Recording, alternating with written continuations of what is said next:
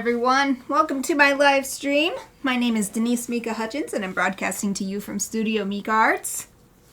It is the first stream of July, so I am happy to announce our new charity of the month, which is the Rat Retreat. They help rats, and since this was the month in which I adopted my first pet rats, that's why this is my charity of the month for July. Oh, Exie, hello! Exie has resubscribed to your one for 20 months. Holy crap!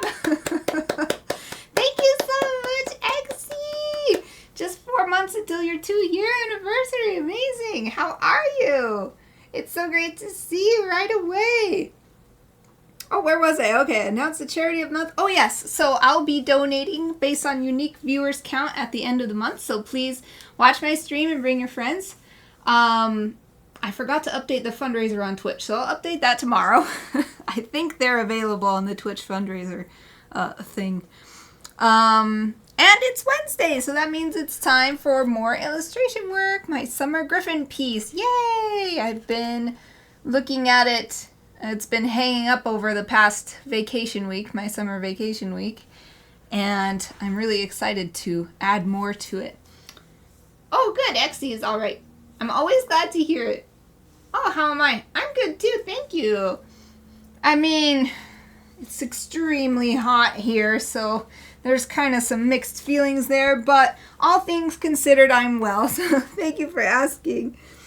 Let's see, I have all my stuff ready. I'm so proud of myself. I was able to get started on time, even though I forgot at first that it was the first stream of the month. So I was like, oh shoot, I've got to update all my stuff. That's why I didn't get the fundraiser updated, but that's okay. Maybe you can even do it on my break.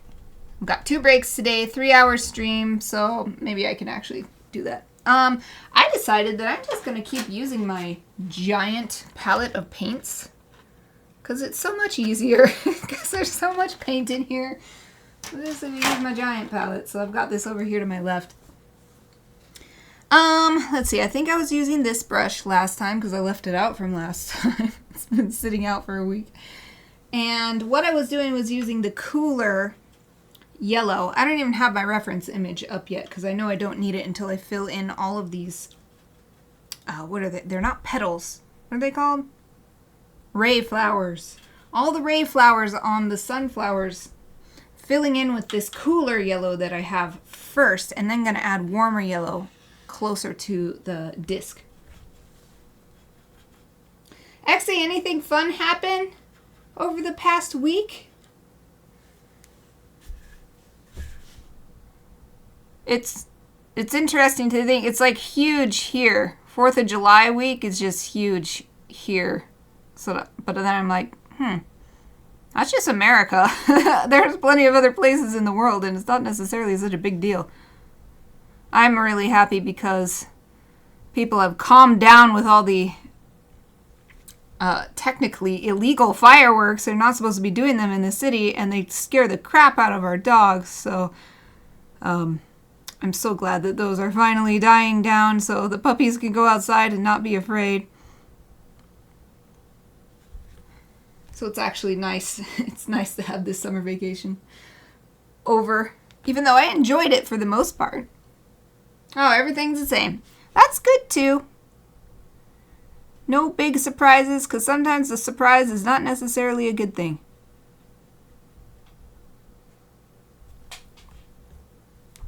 Oh yeah, I did enjoy my break at least. If I take out the stuff where I'm feeling bad for my puppies, I really had a great break. I feel so refreshed. I don't remember what exactly I did. I just had fun and hung out and just took it easy. Oh yeah, I allowed myself to I decided that, so I try to eat relatively healthy, and I decided that I'm going to let myself have sugary cereal. So I had a box of peanut butter crunch over the week. And that's when I'm on vacation. Not just a recovery week or recharge week, what I'm calling them. But proper vacation week. Then I let myself indulge in some sugary cereal. So that was yummy. A lot of this stuff was the same though. Taking care of my pets in the morning, doing my workouts. Did a lot of reading. I finished Alan Rickman's journals. They got published posthumously. I'll never read, well, I won't say never. Never say never because you don't know. But I'll probably never read another diary book again because it's so hard. Because a diary is written for the person writing it.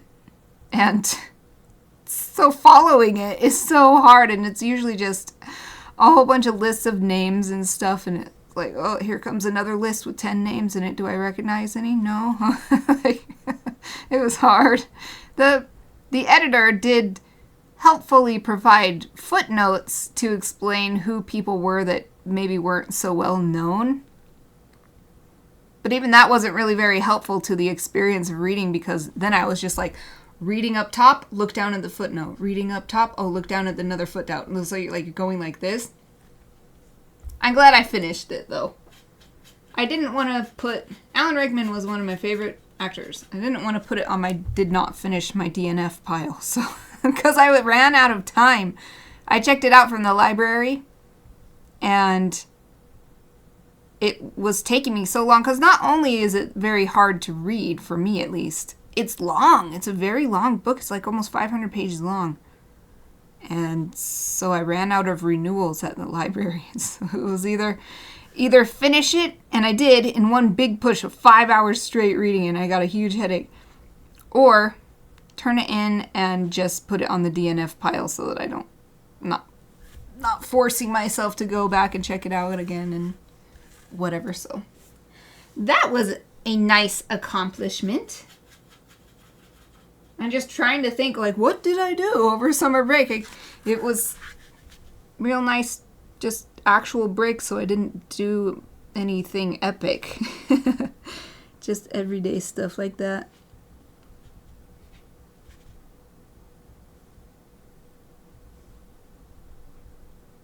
Painting these rays is so fun at this point. I mean, it's always fun, but this is especially fun because it's just sort of like a color by number almost. You know exactly what color to do.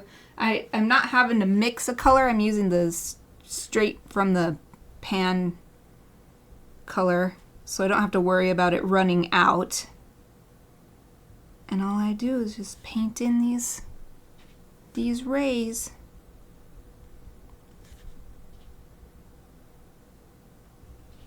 I have a feeling, since I had so much brainstorming and other cognitive work already done, research and stuff, for this piece before I started it on live stream, that I'll be able to get it done faster than the last big illustration that I did.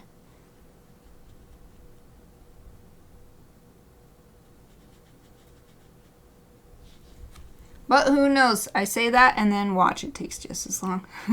We'll see. I think the last one took like 24 or something. I can't remember. 16?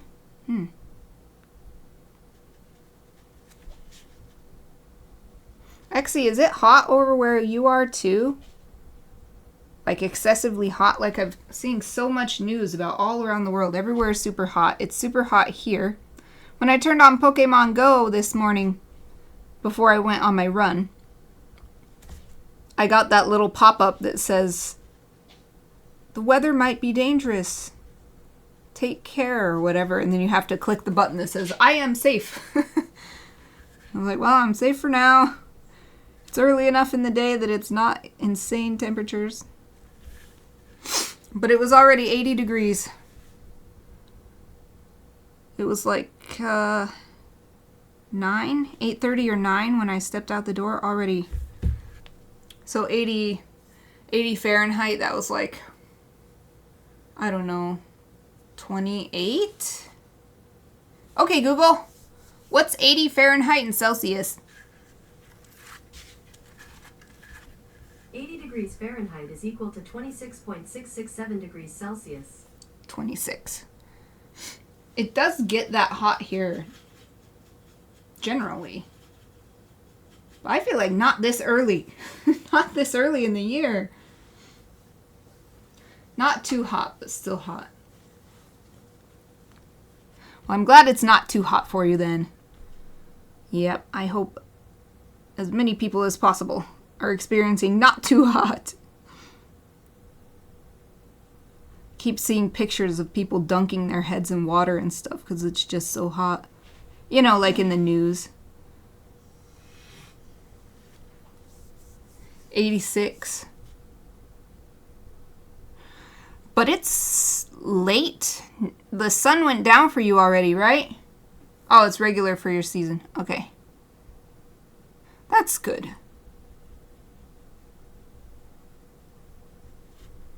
It's supposed to be over 100.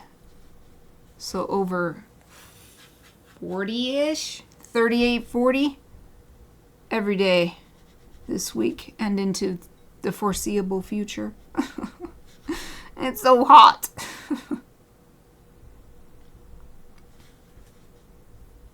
Oh, in the day. Gotcha.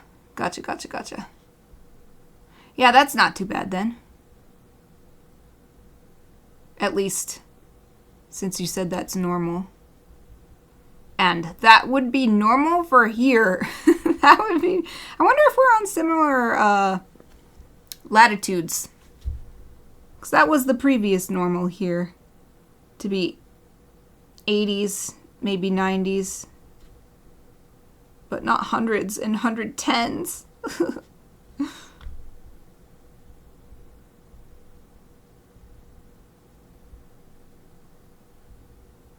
Just doing my best to stay cool, keep my pets safe. I haven't been bringing the pigeons outside.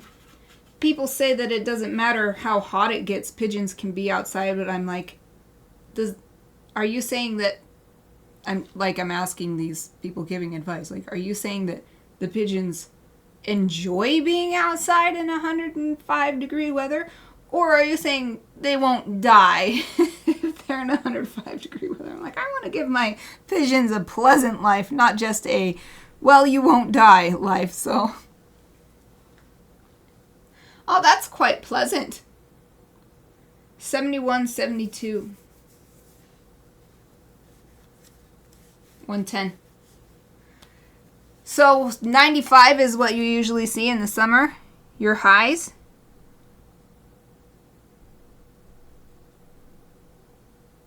Or just like this time of year, like early July.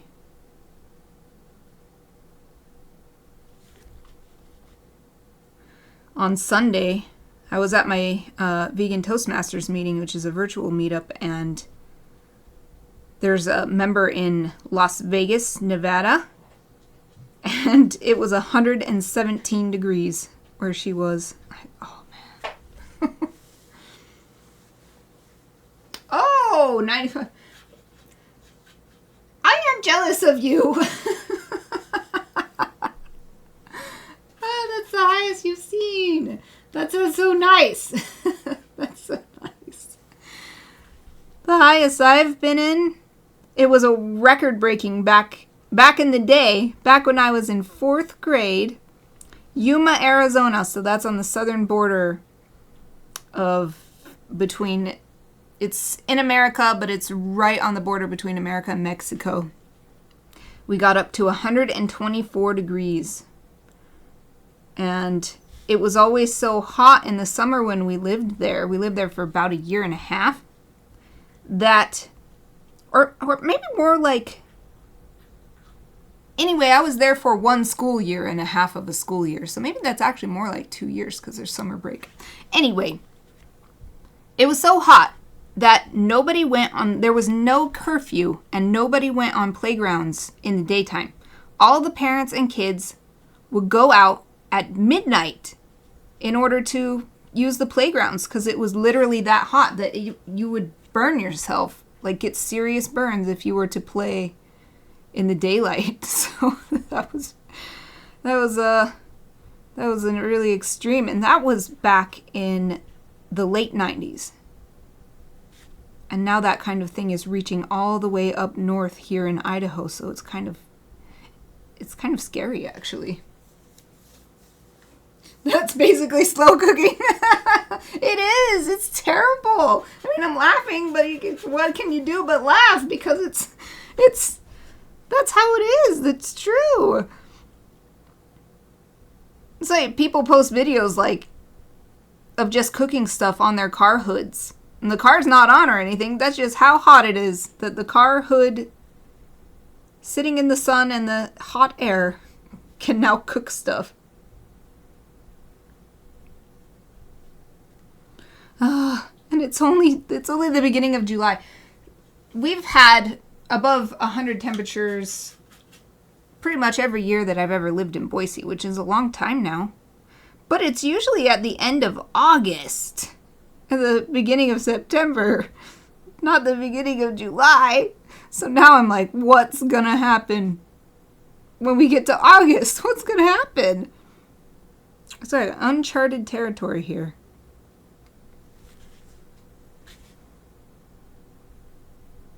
I've heard some places closer to the equator, it's even getting up into 130s, 140s.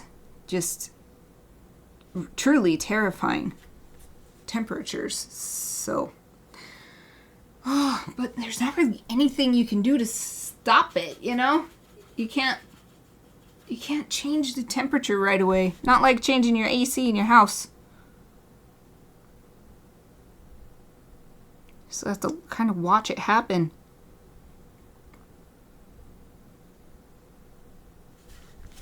I've been thinking, what will I do if our AC breaks in this temperatures? I have a plan in mind of like, move the pigeons downstairs into the basement. I'm in the basement right now. Move the pigeons downstairs to the basement. The puppies and Kiki, our cat, they're free to come into the basement already.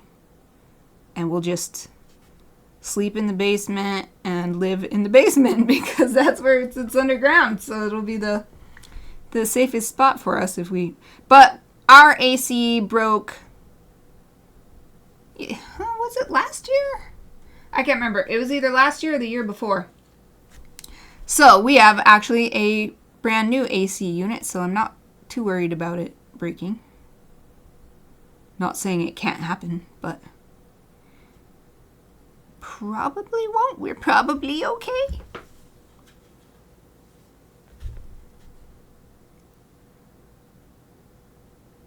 I guess XC, maybe you're higher, closer, farther north.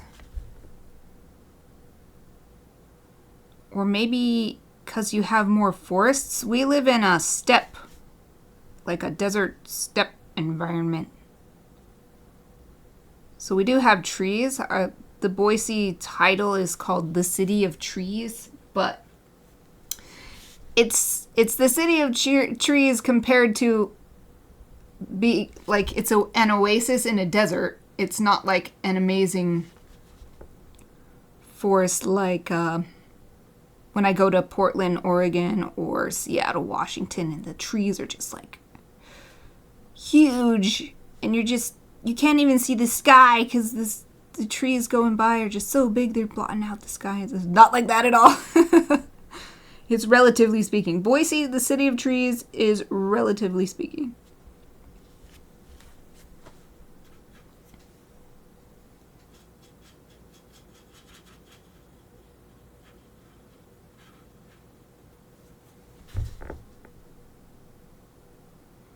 I heard recently that wild animals are starting to move more north too because of the heat. So they're, makes sense. It gets too hot for them to live, so they're just all moving north.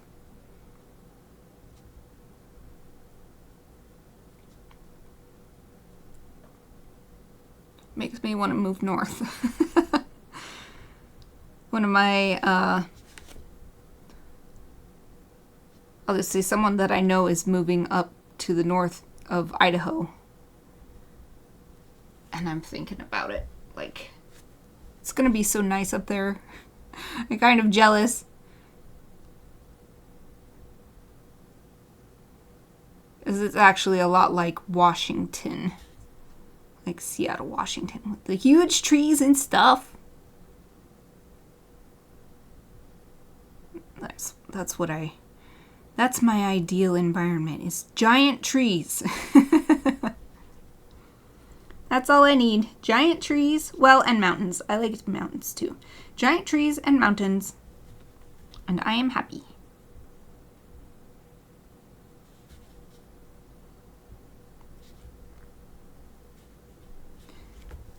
Just a few left.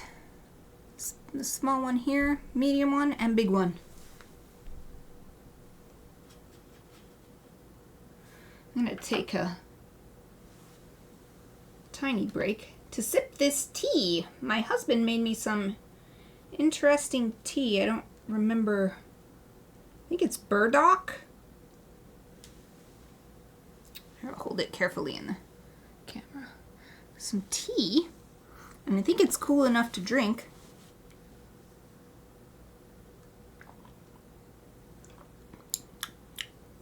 Ooh, interesting flavor. I think I'll put some ice in it. Because it was steeped in warm water. Well, not warm water, hot water. It was steeped in hot water. It's warm water now, which is a little bit too warm for this warm, hot, crazy hot day.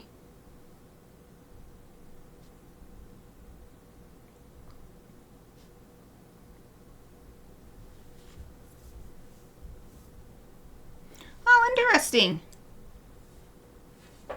Oh, almost the same latitude. That's fun. That means as the Earth is spinning, we're spinning through each other's space. So I give you a high five now, and then you can catch it later. So, high five. That's cool. I don't know what it is about that. That always makes me feel... I think it started with the Sister Cities trip I took when I was in junior high school was with Iwamizawa, Hokkaido, Japan. And at the time, what they said, one of the reasons they became sister cities was because they have the similar latitude.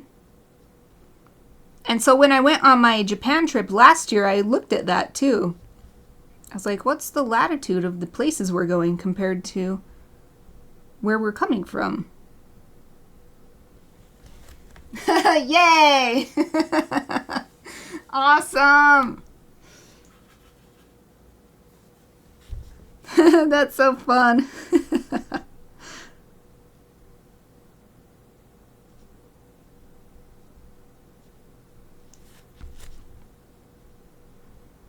It's fun to have an interesting. It's like we're moving through the fourth dimension. Goes through the fourth dimension time. So we're moving through the 3 dimensions and then also the 4th dimension. The high five is moving through.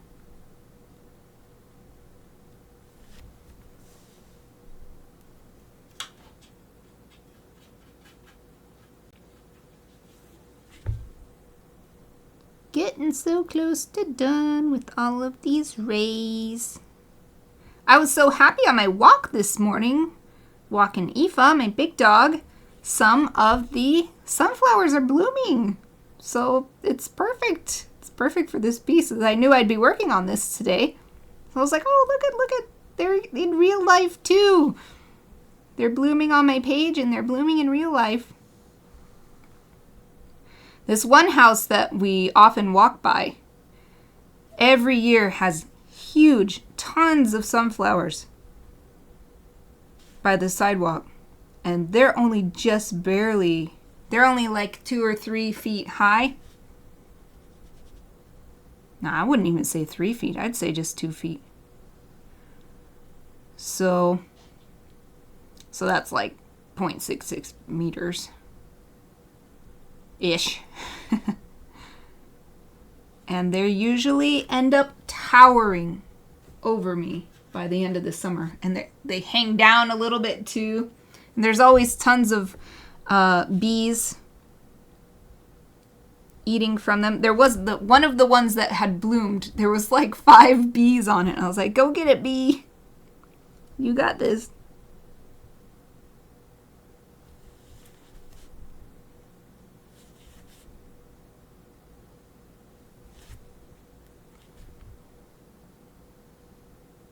Another nice thing about painting these rays is that I don't have to be that careful about the paint, new paint hitting paint that's already on the page, because it's all the same color.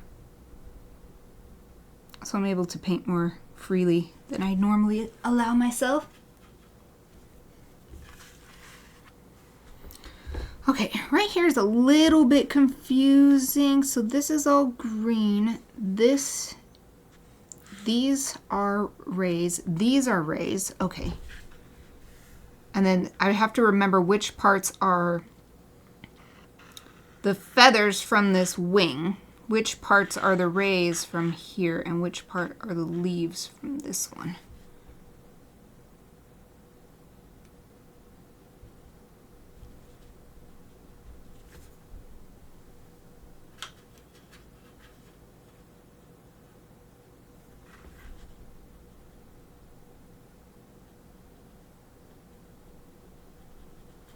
And this I'm just going to paint all the way in because these rays are layered on top of each other. So the same thing is happening here, but you just can't really see it just from the lines alone. The lines alone make it look like it's just individual rays not layered. But now the paint makes it clear that that's not the case. Okay, time to tackle this last huge one in the corner.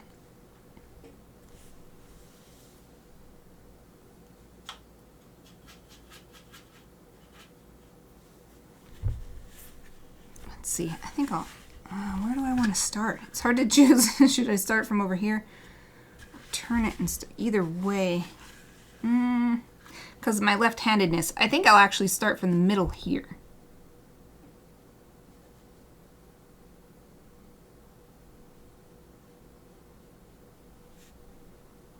It's starting to get warm in here.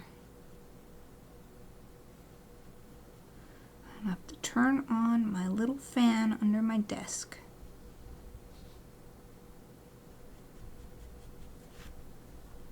It's interesting because in the mornings it's so cold when I come in here, because it's underground, I think, because it's in the basement, that I have to turn that fan off and put my sweater on. But it doesn't take very long now that it's summer for it to heat up so much. So I turn the fan off, take the hoodie off.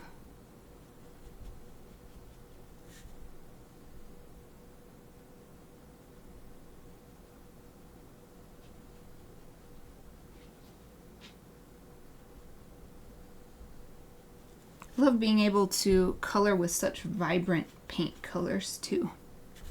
So often I decide to not water them down, but tone them down, I suppose, using other colors in order to get the color that I'm seeing in my reference photo or the color I'm seeing in my imagination. But the sunflowers are so vibrant that I'm just using this super vibrant, bright yellow.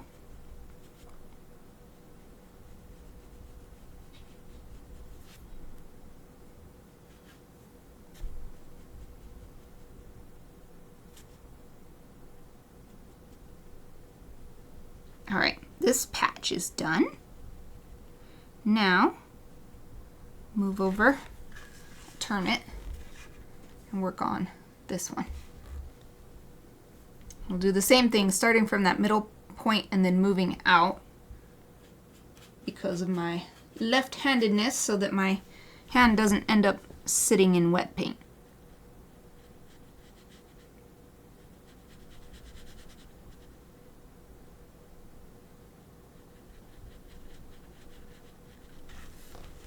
I don't know how well you can see this with the little camera, but it's right here. I guess it's all right.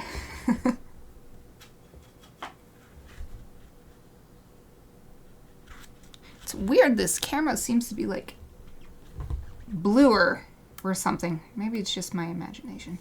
It seems bluer than the main camera.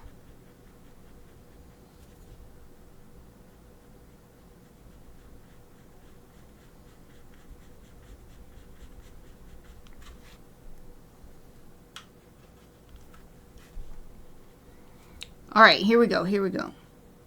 This part is array. Gotta be careful here. This is array, but next to it is empty space, and then the feather, one of the wing feathers.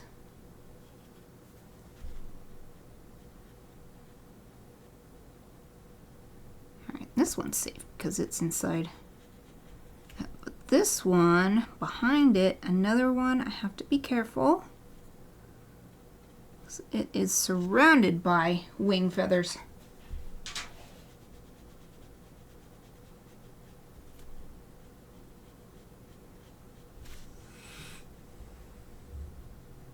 If you heard that big sigh, that was Aoife.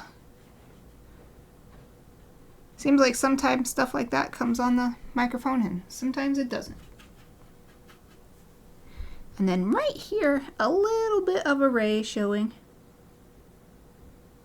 Just a tiny bit. There, hooray! All the petals have their first layer of yellow. So now I am going to rinse my brush out. And at this point I do need my reference images. So let's see, where did I put those? Where are my reference images? Oh, I think I might have put it under my Twitch folder. Nope, I didn't. What? Where did I put them? Oh, here we go. Illustration references. Open all in tabs.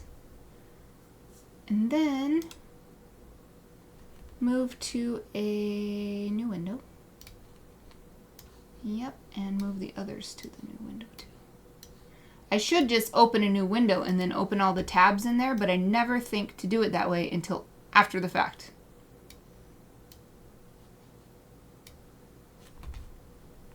Okay, now I'm just rearranging my workspace here on my secondary monitor so that I can see these references, but also still see OBS and Firefox. Okay, there we go. Mostly what I need right now is the... Oh, right. It's not even on here. It's on my desktop. Okay, I've got to look over to my other monitor, which is way the heck over there. Yay, I did it. What I wanted was my sunflower reference. There we go. I'm rearranging that. Boop. Okay.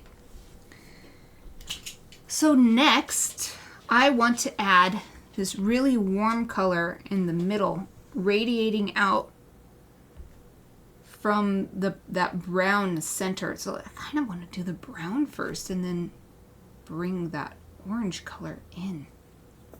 Oh, thank you, Exie. Thank you so much. Yay. When I look at it on the screen, well, I'm looking over here, but it's coming through the camera. I feel like it doesn't look as cool as it looks in person. In person, I'm like, oh, look at this. Sunflowers are coming to life. And then I see it on the screen and I'm like, ah, it just looks like a bunch of yellow stuff. Oh, you made your first map. Nice. Wait, for what? For your game or for your, you were going to, or I don't remember if you're actually going to, but we talked about creating your fantasy world.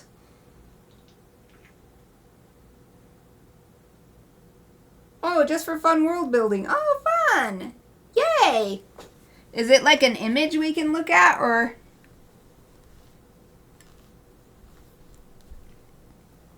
And also, what is it of? Is it like a city or a whole continent? Is it that big or is it small, like just like a little village?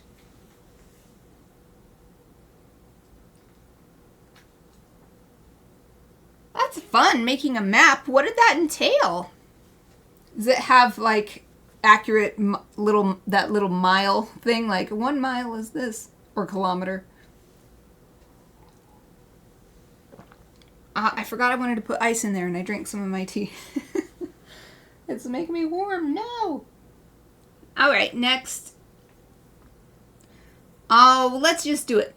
In fact, what I'm seeing with the discs is, I'm going to zoom in and double check, but yeah, what I'm seeing is actually this sort of orangish color, and then there's a darker brown in the middle. So I'll just start with that orangish color now, but I need to mix it. So I actually need to clean a spot on my palette. I'll show you. There's like no good spot for me to work from. I guess I could, I started this one. I guess I could start here. I need a mixing area, so I'm actually going to move this to the side so that it's safe. And I'm just going to clean this.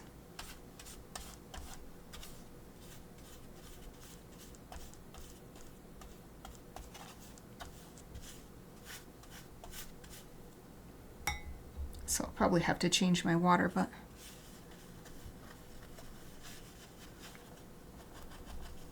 I don't want, often I will mix these colors in and just let it be part of the color, but it's such a pure orange color, I don't want any of this stuff in it, so I'm just gonna wet it down and scrub it with this big brush, and then I think I'll get a paper towel to finish it up. It's gonna be for Fantasy World. Oh, yeah. Hey, that makes sense. You have to practice, and it's good to practice now with stuff that's not necessarily related to it, and then you're not tied down by that stuff, but you still have the experience. Oh, yay! Yay! I'm looking forward to seeing it. I sort of made a map for my world that I'm creating, my Gryphia world. But it was just an assignment for a class. The assignment was, it was like you had to do a different journal entry for your creativity every day or something like that. And one of them was make a map. And so I made a general map of what Gryphia looks like, but I think that I'll change it a little bit if I were to make it a map again. Okay, I'm getting up for a second to get a paper towel.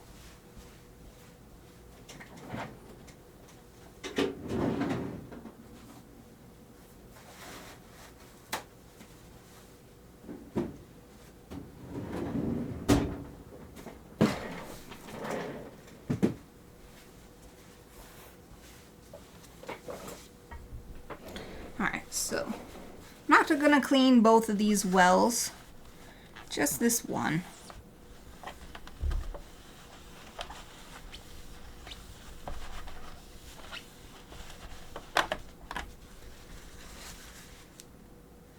Trying not to get it too much on my fingers, because then I grab my painting and get little painted fingerprints on it. I've done that before, so it's trying to be a little bit neat. And that's good enough. Doesn't have to be perfect. Most of the paint is wiped off, so that's what I needed. I guess I'll keep this handy in case I want it. In case I want that paper towel again. Okay. Now I'm taking my big this is a full inch brush. I'm trying to get an orange color, so I'm going to take this warmer red, but this is too orange, or it's too red. Yes, it's too red. And then I'm going to mix in some yellow and see what that looks like. I might mix in some of these browns here too. Oh, you can't see them. These browns down here, something. Maybe this one or this one here. This is another reason why I decided to just stick with my gigantic palette, because look at all the paint I can mix. It's huge. I shouldn't run into that issue that I ran into last time where I kept running out of paint and have to mix it again, hoping that it's about the same color. Oh, yay! Hold on, I gotta look at this real quick. Hold on, everyone else.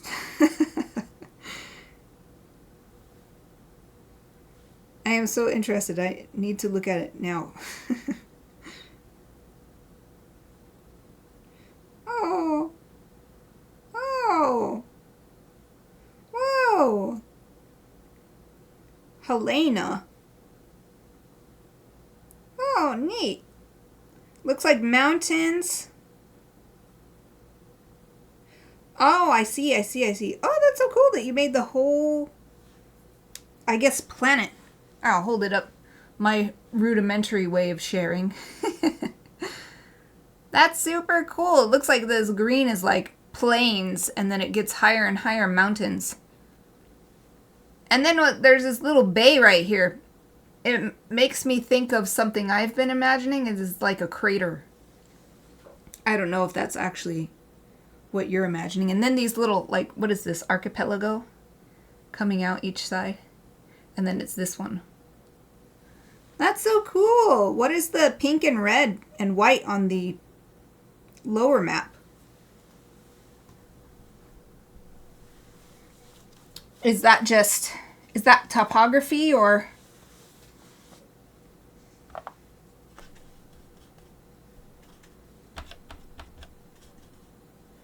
Okay, I'm trying to get as much of this orange color as I can, so I don't want to run out. So sunflowers take up a huge part of this scene. So I'm going to mix a whole bunch of this color.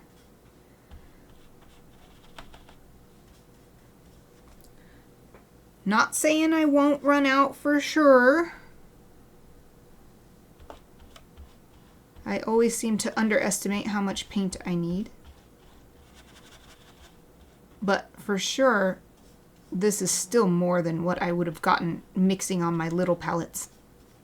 So, all right, that's probably enough of the orange because this is not the main color. I want to add a bunch of yellow now so that it's a true orange. This is more of a red orange. Oh, hold on. Neat. Oh, yeah. Okay. The legend for the topographical. Topographical? I don't know if that's a word. The green and brown and blue map. So yet the blue is sea level. And it makes sense that white would be over 5,000. Is that 5,000 feet or 5,000 meters? Not that it really matters, but I'm just curious. It looks like a wise face. Like, here's the mouth. And then it's its two eyes gazing knowledgeably off into the distance.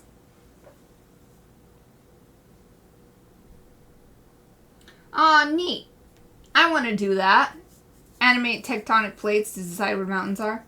So reds are mountains. Oh. Interesting. I think that's such a good way to do it. That's what I want to do. I want to find some model. I know they exist. Some model of if things continue as they are, where will the plates be in 50,000 years? I know I've heard of such a thing existing. That's what I want to help me with my world, because I'm imagining my world being just in so far in the future that it's an unrecognizable place, but it's still Earth.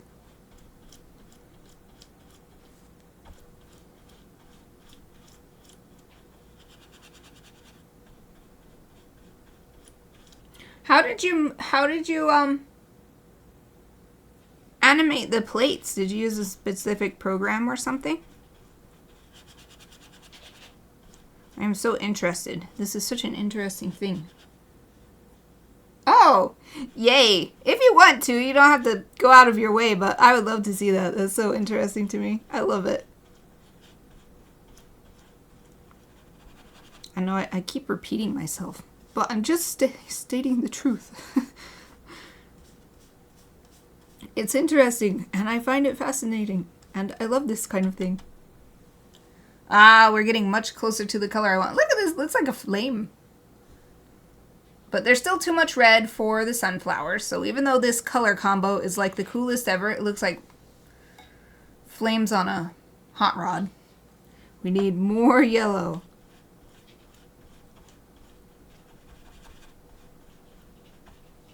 I'm going to put it up at the top, actually, so that I don't have to keep washing my brush out every time. Because I don't want to get the red paint over here into the yellow well. So I'm just going to put the yellow up at the top and then mix it in a second and see what it looks like.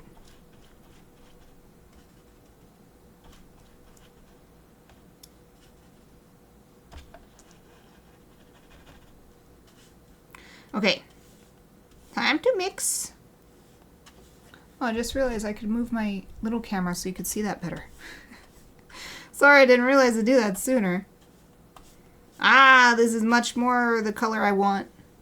Is this too much, though, or is this a good color? Seems like it might be a little too strong to start with. So how about a tiny bit more yellow? Oh, blender. Yes. Hey, it's just a tool, so whatever you need. I think that's the best way to use it. That's the most creative thing. To use it in an unorthodox way, yeah. Oh, yeah, that would be awesome. I would love to see that.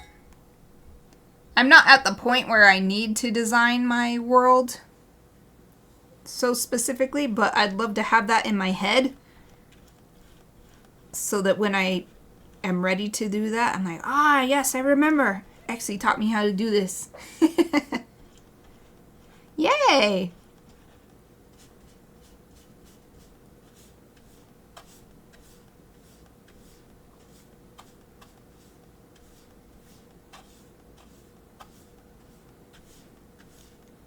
This is kind of weird, but this paint looks delicious. It looks like a spicy sauce. I want to have some chimichangas and put this sauce on top of it, but it's not sauce, it's watercolor paint.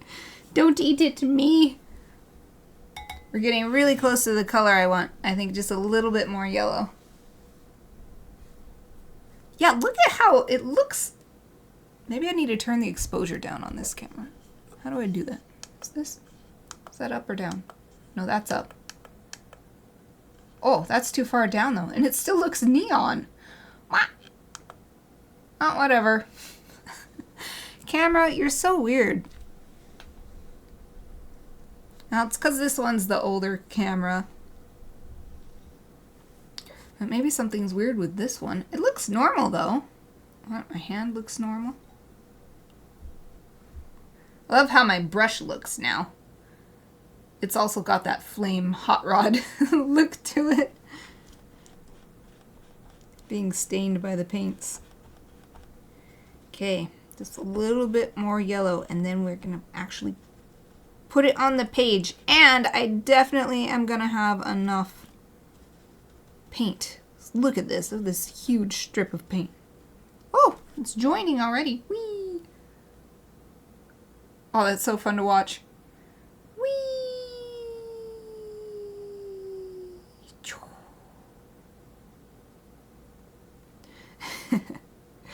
Ah, it's a shame. I'm going to let it mix naturally for a minute. It's a shame to just mix it now that that happened. It looks so cool. There's a little streak of yellow down the middle. Oh, I'm glad you think so too. I love warm colors, especially reds. Orange is just a red sibling, sort of red cousin, so it's so nice. It's so pretty.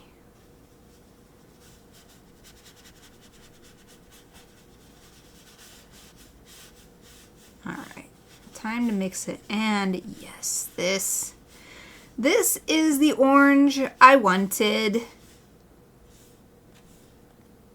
It looks perfect when I'm looking at my reference image over on my left. It just looks perfect. Now I'm going to try to scoop it all down into this corner. But I'm going to move this back over to my other desk to my left, so it'll probably just spread back out. So I won't try too hard. Let's rinse this brush.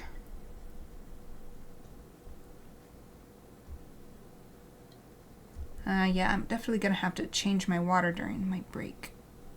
So I got to remember, change the water and turn my fan on.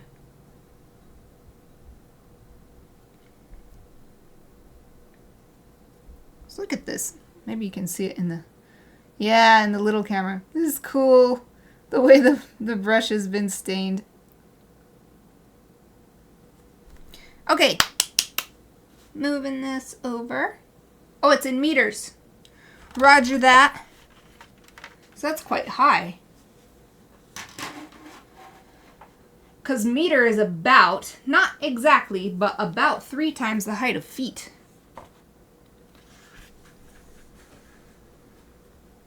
Alright, this is weird how this camera is so much brighter. I'm going to turn it down, actually. Oh, that's up. What? Maybe it's having some auto exposure issues. That's too dark.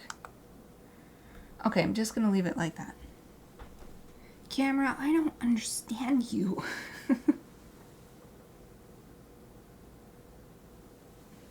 Okay, so there's only 7 minutes until my first break time.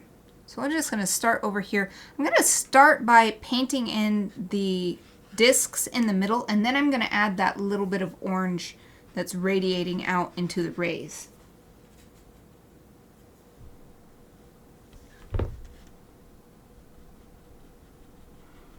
And these discs will eventually get a dark brown on top of them too. So this orange is just to give it the flavor of the color. But the final color will be dark brown.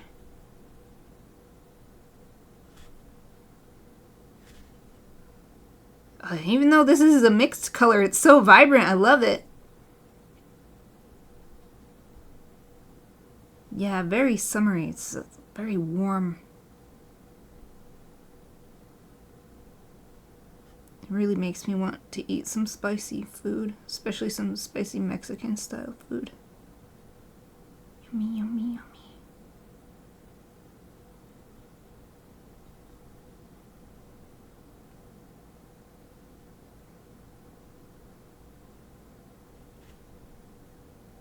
Gotta be careful around these little, yeah, I'm already getting a little bit of paint into the claws. But that's okay because I'm pretty sure the claws for the griffins were black. Not 100% sure, but hopefully that's the case. And then it won't matter if I got some orange in there because it'll be covered up. Whew, I made it. It's not as tough as with markers, but it is something that I'm always keeping in mind, trying to paint fast enough. Because the same thing will happen with watercolor as with markers, with alcohol markers. Well, I guess it happens with water-based markers too, but the paint will get a line if you paint wet over dry. So you already have some paint that's dried and then you paint over it again, and there will be a little line where they're covering with the new paint. And I don't want that to happen here. I want it to be nice and smooth and even. I was wondering why it took you so long to answer, but it's all good because I knew exactly what you were talking about when you answered, so that's amazing. I don't even remember asking stuff.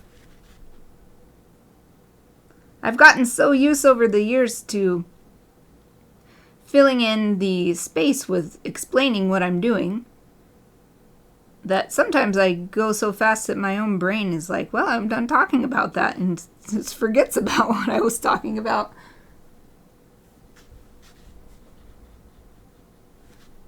That's something I think Vegan Toastmasters is actually helping me with. More careful listening, even to myself. I've been choosing this role called grammarian on meetings where I'm not giving a speech, a prepared speech. And grammarian, one of the things you have to do, actually mostly the main thing you have to do, is listen to what everybody else is saying. And you're listening for improper uses of the English language, since our club is an English language club, and uses of the word of the day, which is the grammarian gets to pick and present the word of the day, and then everybody's encouraged to try to fit it into their speeches. So you're listening for that, and you're listening for any notable uses of language or neat ideas or whatever, just striking things that people say. So playing grammarian means being an excellent listener. So I feel like that's actually helping me with remembering what I said. Not like it's a tonic or something. I still struggle with what are you responding to? But I feel like I am getting better. Oh! Well, I'll do these little ones in the corner because there's only a couple minutes. Oh, and Exie says, shared the animation. So I'm going to do these couple tiny ones in the corner. This don't take very long at all. And then look at that animation. And then go on break. Yay! Definitely want to stretch my back. My back is starting to ache already today.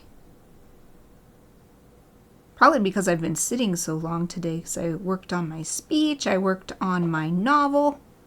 Lots of sitting stuff. Aoife sighing again.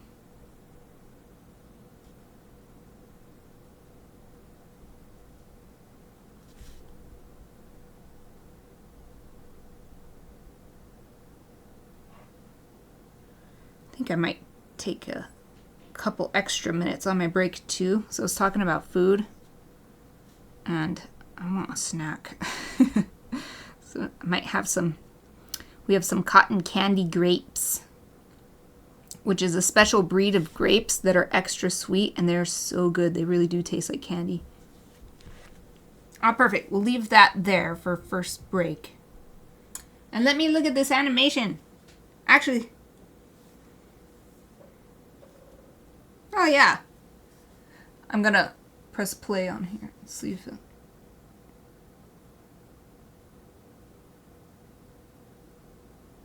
Oh wow. Oh wow. Look how they bounce off of each other. Wow, that's so cool.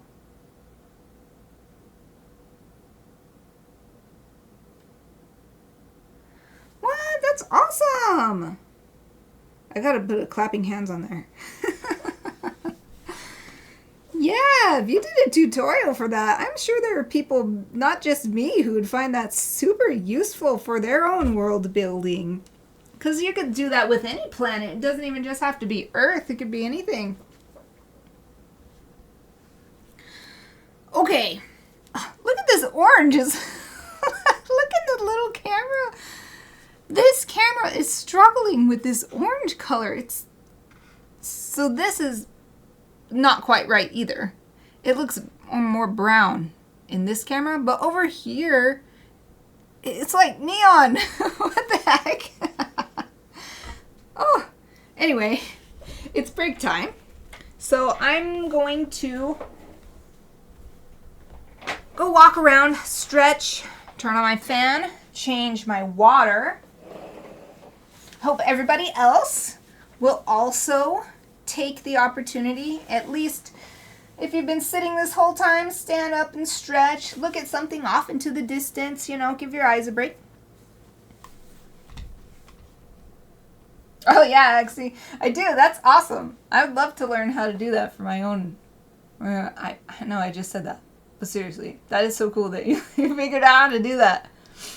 Okay, turning on my Be Right Back and muting my mic. I will be back in 5 minutes.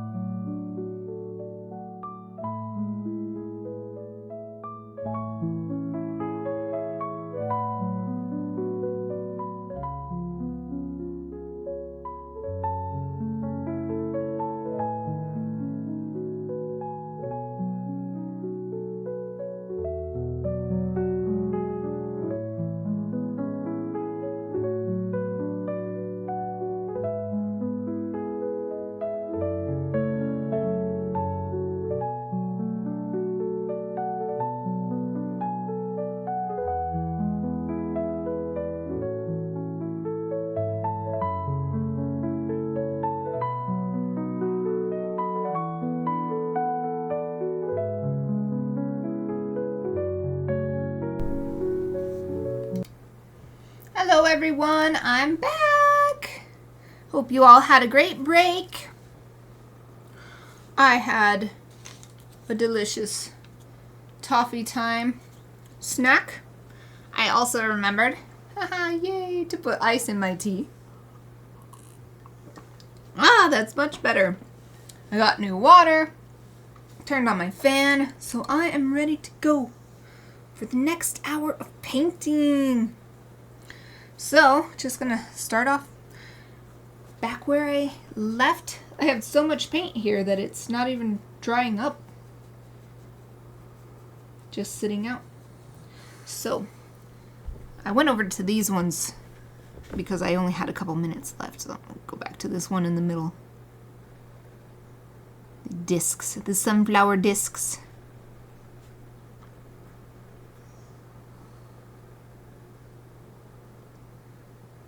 I'm trying to be careful around these edges where it's bumpy.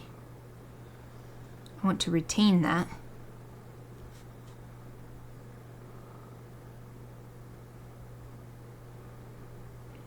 And also paint very carefully around these feet as well. Same thing happening. Those little teeny tiny toes.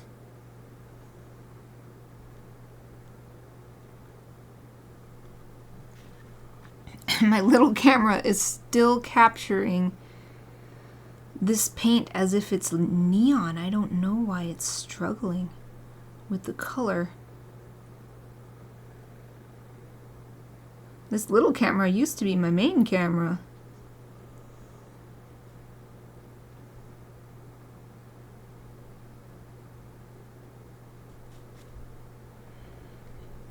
So I guess what I'm saying is I'm glad it's not anymore because I don't want the colors to be so off.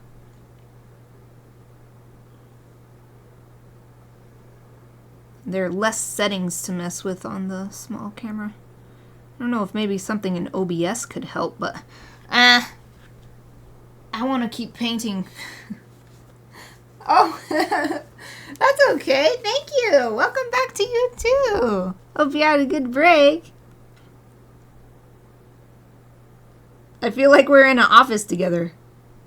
We both left the office for our break and came back. And you like burst in the door. Oh, sorry, I'm late. That's the feeling I got. Okay, let's do this one. As always, working toward my dominant hand, so I'm not risking putting my hand in wet paint. At least I'm lessening the risks, because sometimes you just can't help. Sometimes it just happens.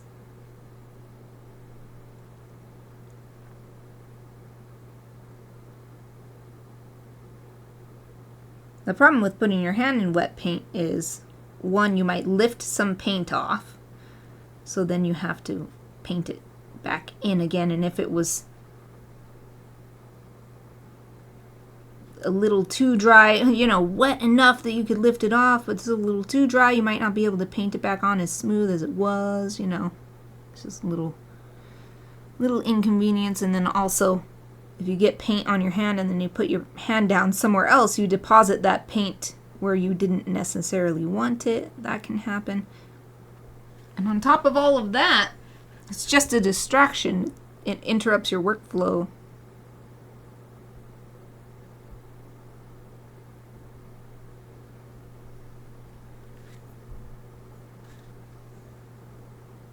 So sometimes I add water. Just add water because there seems like enough paint still on the brush, but it's just getting dry. Sometimes I just grab some paint off the palette, and sometimes I wet the brush and then grab the paint if it seems like both the paint itself and the water is running low in the brush.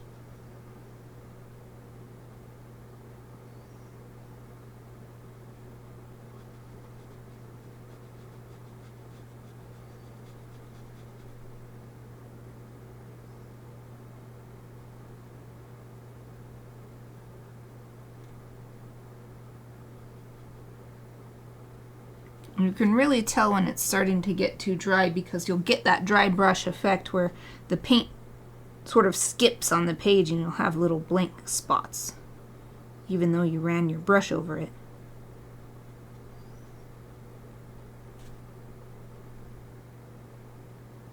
And sometimes you want that effect, so you can use your towel to dry the brush a bit so that you'll actually get that.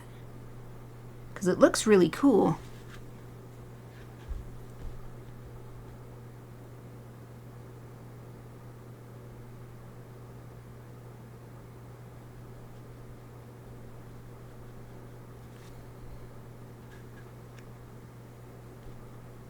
I think that's part of the reason I don't necessarily consider myself a watercolorist, because people who I'd think as watercolorist knows exactly when and where all of these hundreds of watercolor techniques would best be employed, and they like know it from the beginning when they're planning their piece and all this stuff, and I just kind of I have my experience, and that helps inform my decisions, but I also just have this general idea of what color I want it to be, and that's it. And then I just wing it, as it were. I'm definitely a mixed media artist.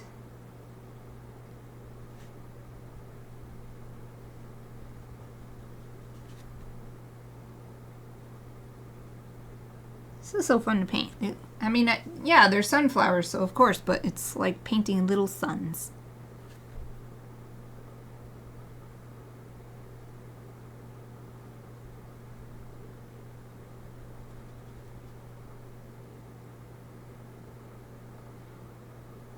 It's interesting, I believe, now I want to check, but I'm pretty sure the Japanese name for sunflower is also similar. Has to do with the sun. I'm going to look real quick, because I believe it's called himawari. Himawari. And I think that means like sun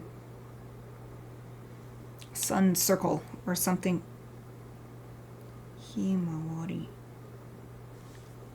Yes. Sunflower.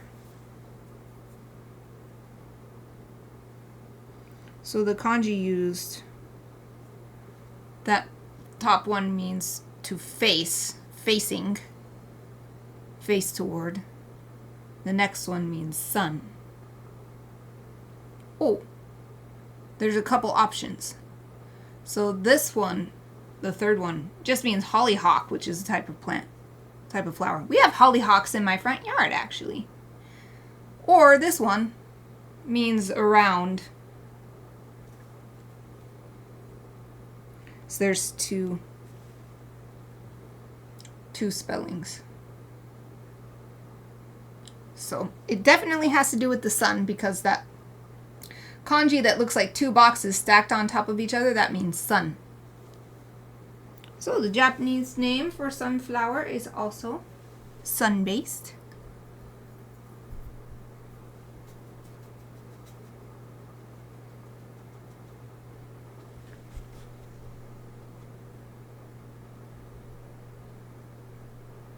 Just moving right along. Painting all these sunflower discs orange. I got a lot of paint on my brush this time. It's a surprising amount. I might be able to do this whole disc with just this amount.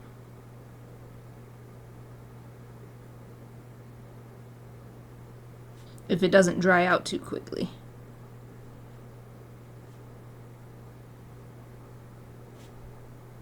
Oh, it's so nice with the fan blowing now.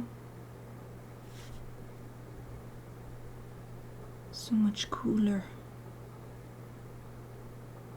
Also, having ice in my tea probably helps cool from the inside.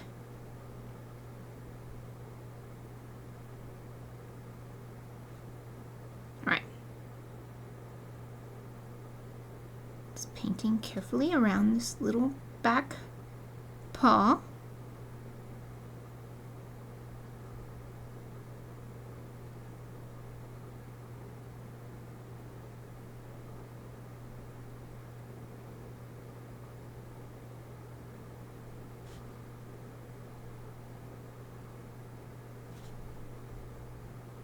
Just one little corner here, then we can move up to the top.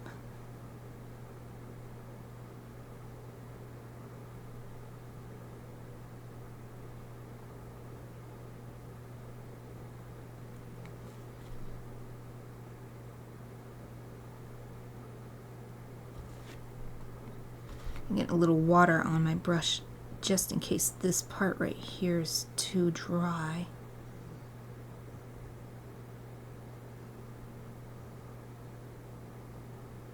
I'm trying to help move some of the paint from the area I just finished up into this little bit at the top.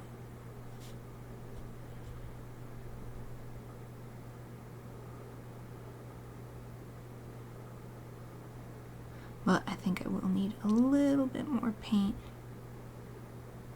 to finish this off at the same amount of color. So otherwise this little area at the top above the foreclaw will seem too light. Or too pale, I guess. Since the lower area is so rich.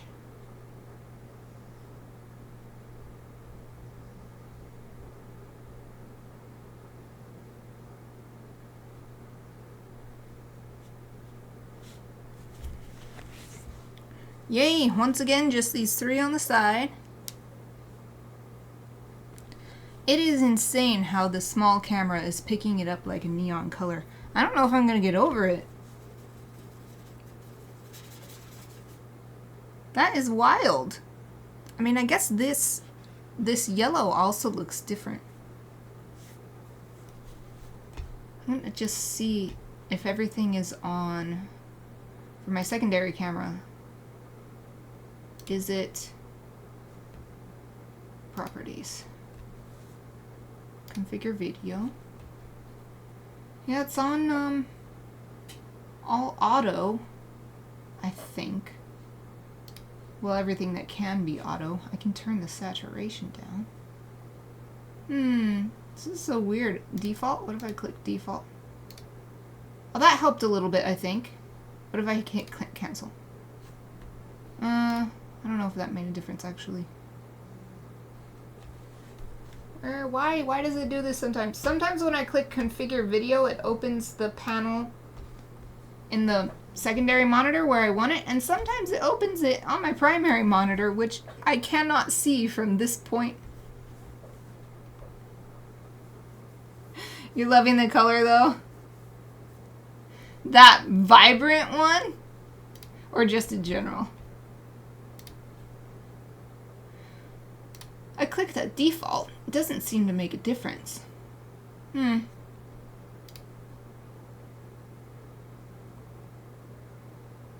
guess it does. I can't tell. I can't tell. I'll put focus on auto. Okay, I put focus on auto. I don't know why that would have anything to do with the color. That vibrant orange. Yeah, I don't think we're gonna completely get rid of it.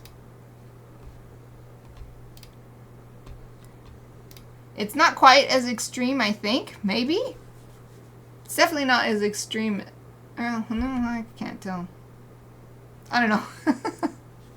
I kind of want to make this camera while I'm in here. Hold on. I'll look at my... I would never think to do this before a stream because I didn't have this orange on here before. Put everything on auto on the main camera. It's so dark compared to the little one. What's gamma do? Blah. Does make it brighter, but it washes it out. Backlight comp? It doesn't really do anything. What if I just turn up brightness?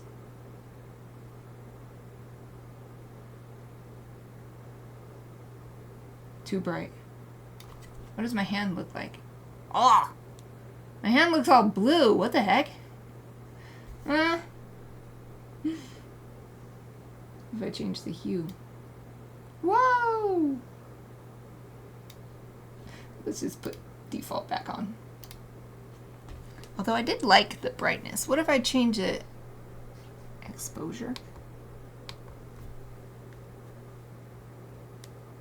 My hand doesn't look a ridiculous color.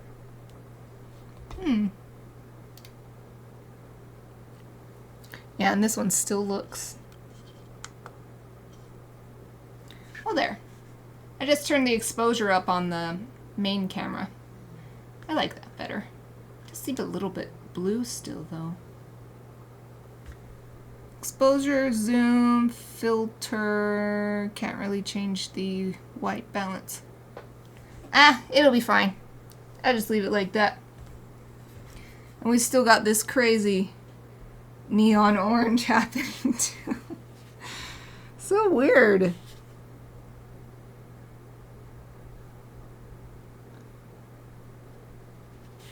This is actually so much paint. I'm going to put a little bit over here too. Oh, back over here.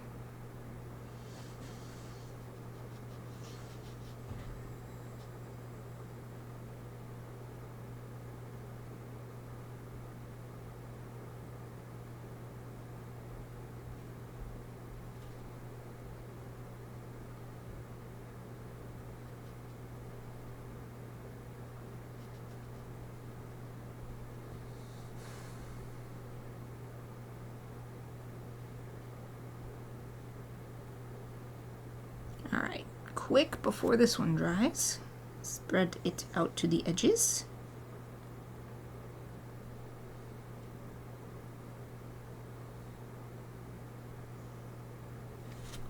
Things are becoming shapes instead of a bunch of lines that is not necessarily easy to decode with the color. It's easier to tell. Ah, that's sunflower. That's Gryphon. Ah, no, I did exactly what I said. Exactly what I've been trying to avoid all this time. That's what I was saying. It's no guarantee that you won't do it, but that's why you have a nice towel. And you can take a brush and try to lighten it up a little bit, thin it out with water.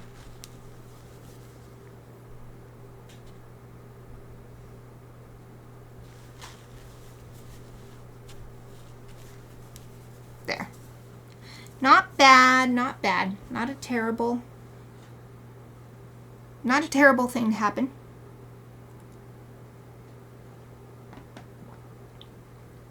Nice chance to take a sip of my yummy tea, too.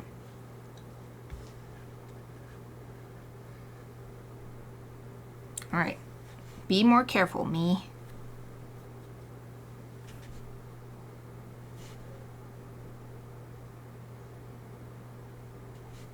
Oops. That time I just painted. I'm so concerned about not getting my hand in that other paint. I just painted too far. That's okay. Doesn't have to be perfect. I'm always reminding myself that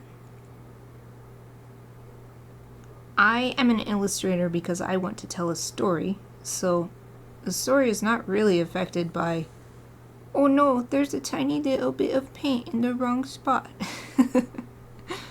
The story will still be told, even if I don't paint perfectly in the lines.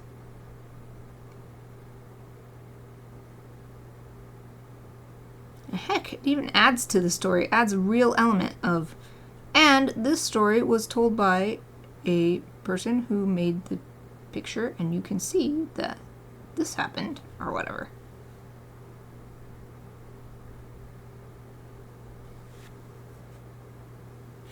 You don't need perfection to tell a good story.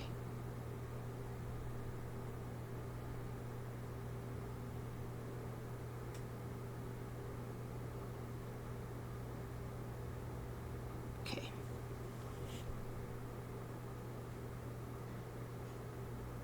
There's a few little blank spots I left up here. Get those. There, boom. Yay!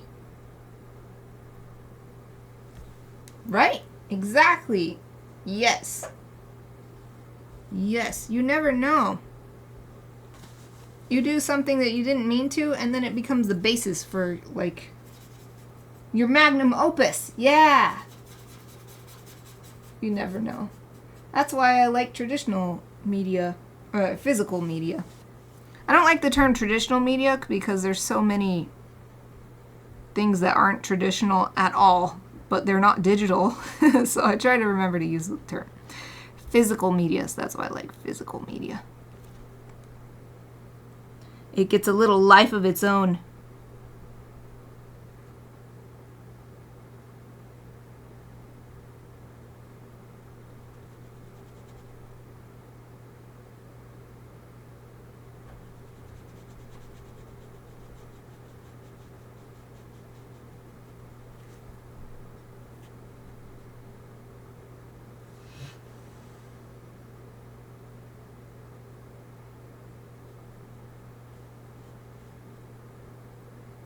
So I'm trying to move some of this paint from the bottom here up higher because it's very dark and rich. I want to spread it out a little bit more.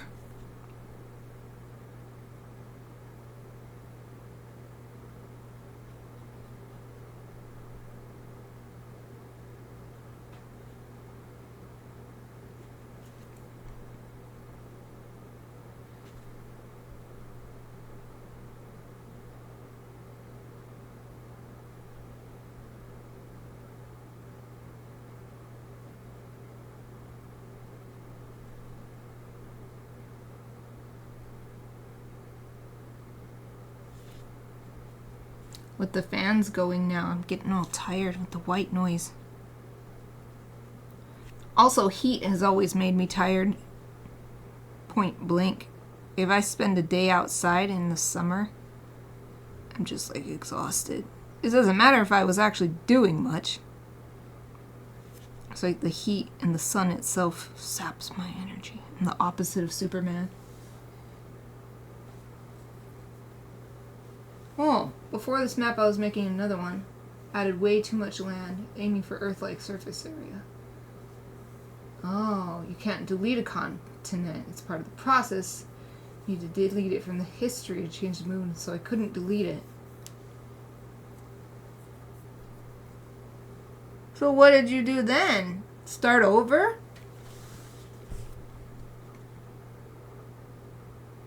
Or just keep it and just be like, you know what, this is fine.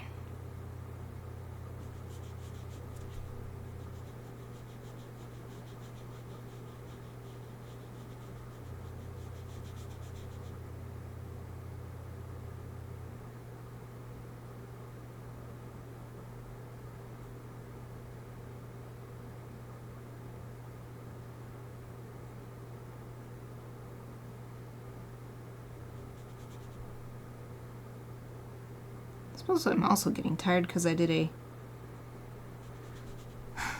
little over an hour speed repeats run. It wasn't hard, but it was in the heat, so it's like the first 15 and the last 15 minutes were warm up and cool down, so I just walked for those. It wasn't terribly physically taxing, but that might be another reason why the fan and this nice cool tea and everything is making me feel all relaxed now. Take a sip of said tea.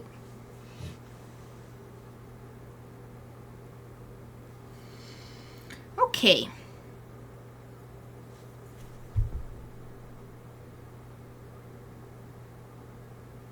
Refining these edges right here. I want the paint to go a little bit further. I think I'm done with this orange for now. No, now I want to add. So the orange is radiating out into these yellow rays as well. So that's what I want to do next. Now I'm thinking, do I want to mix in a little bit of the cooler yellow that I used already into the paint, or just sort of do wet on wet, so get the page wet first so that it will have a softer edge.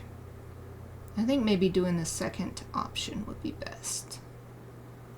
I'm looking at my reference photo of sunflowers, a big sunflower field with tons and tons of them.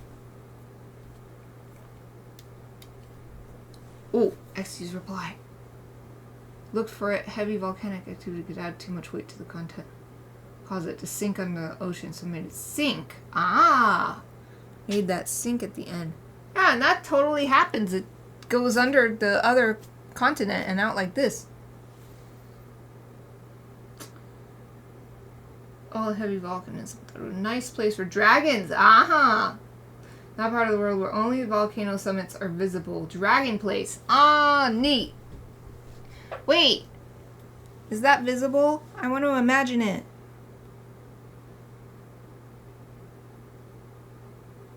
Is it one of the places on here?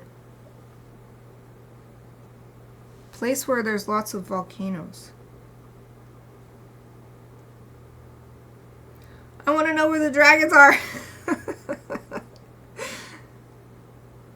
Maybe it's this little one.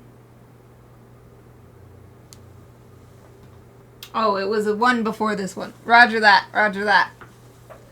Yeah, that's such a good idea, dude. Look at that. You got that creative idea, and it wouldn't have happened if you didn't have a continent that you couldn't delete. If you had just deleted the continent, the dragons wouldn't have a place to live. Oh, dragons haven't come into this one. Ah, I see. Yeah, I think my world has dragons in it. I don't know if they'll ever make an appearance in my stories, but I feel like it has dragons, and it has all kinds of big, really huge, mythical / magical creatures. That's what I imagine inhabits my world. Okay, so this is still drying, so let's just flip this over so I can paint this flower. And I'm going to wet down a few, not all of them, a few of the rays. And it looks like not all the sunflowers have this orange. Some of them don't, and I think it's because the bigger they get and the older they are. So the ones I'm seeing that don't really have this orange, they seem to be smaller. Yeah, and the ones with really like tangled, withery looking leaves have a ton of this orange color. I'm going to give this one some of it. Just going to... And I'm not wetting down the entire ray. Just about half. Just about half of it. So now, I'm going to add this orange color. Starting at the base, and let it naturally radiate out through, what do we determine? This isn't osmosis, this is called diffusion. So let the paint naturally radiate out via the mechanism of diffusion. Ah! It looks awesome. Okay, I'm gonna do this for the rest of this one. Rinse the brush out. And there's just this one ray right here. And I'm going to try not to get any water because these rays from this other one are in front. And this will be a great way to help differentiate between the two since they're just sitting right on top of each other here. There's a little bit too much paint though for this small area, so I'm just going to dab a little bit away, soak it up with the towel.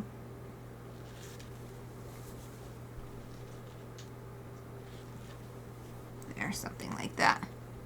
Okay, let's go over here. So there's another little space like this to add do a little teeny tiny drop of paint. So I still want it to look different from the middle part. Sorry, you can't really see because the little camera, but you can see it on the big one. Okay. Let's just keep working our way over.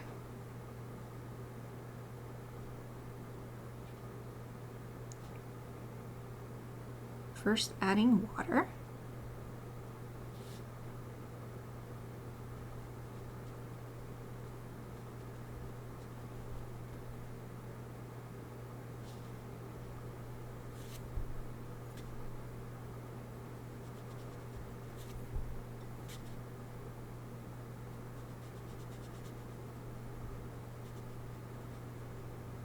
And then adding some paint.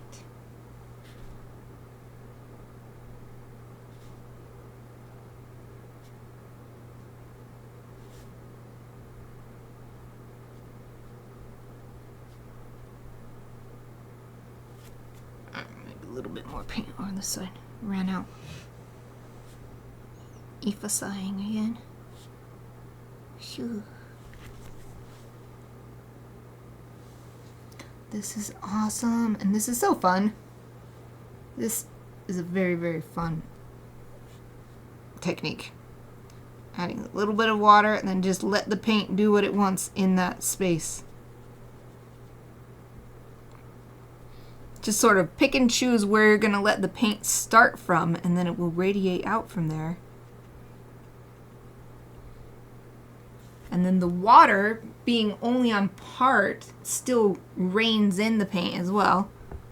So you still have a little bit of control, and yet letting it be rather organic. Oh, yay! I'm glad you think so. I'm not sure how well it was coming across on the big camera, and you can't really see it on the little camera. But I'm so glad. This is super satisfying to do.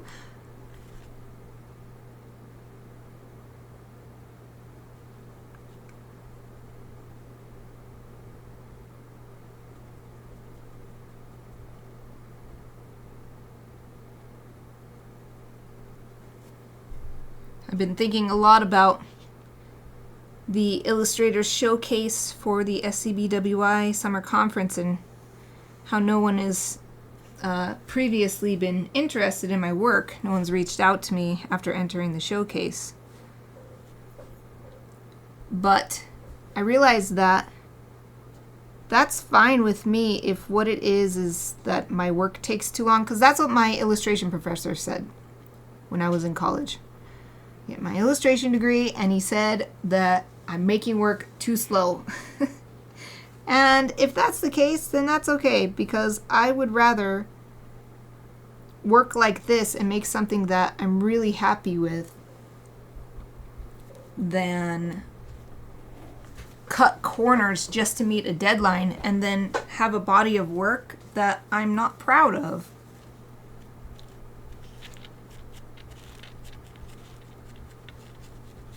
So I'm getting a little bit of an edge where the water ended.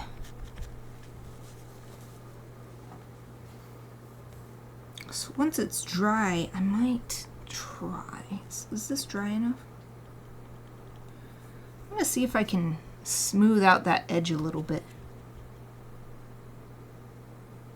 with a little more water. I might have to wet the whole ray in order to prevent this, but so what's happening is that a little tiny bit of the pigment is coming along to the very edge of where I made the rays wet. But it does seem like adding water at this point is getting rid of that edge there, so.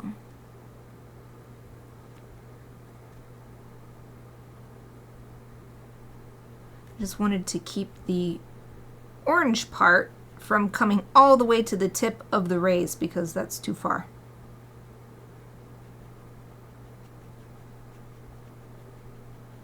But it looks like there's something else that happens if I do that, so I may as well just try to be more careful with the placement of the paint. So if I don't put too much paint on, then it shouldn't come to the edge anyway.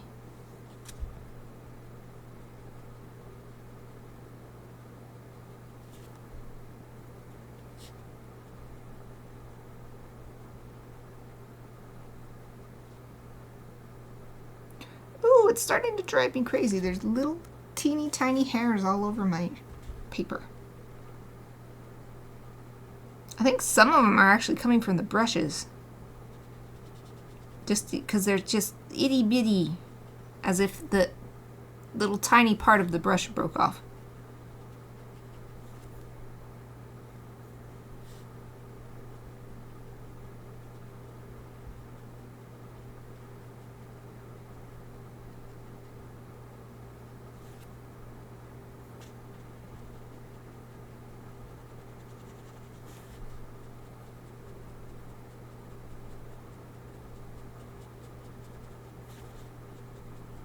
I'm so glad that I am able to smooth out this line here.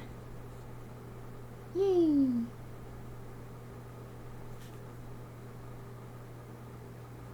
I'm just proving what I was saying earlier, that I'm not a watercolorist. I'm not like an expert in watercolor. I just know how to experiment until I'm happy. That's how I work with any media. Not a Photoshop expert, not a marker expert.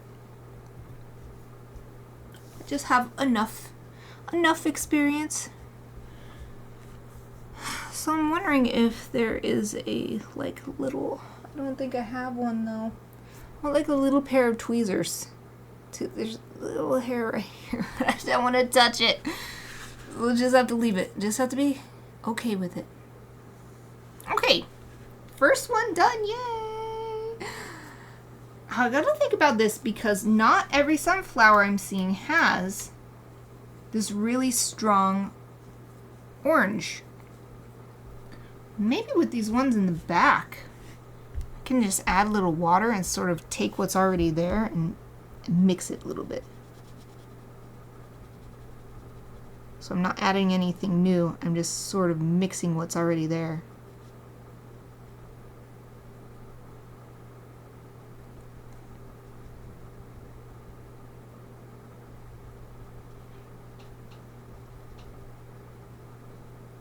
Oh yeah, this seems to work actually.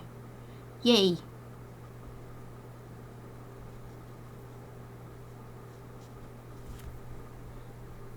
But I learned I gotta wet the entire ray or it will dry with a line. No drying with a line, please. Dry nice and smooth. Nice smooth gradient is what I want. I'm avoiding these rays facing at the viewer because the angle means the part that would have the orange on it isn't visible. Because instead of being flat like this, they're curved like this.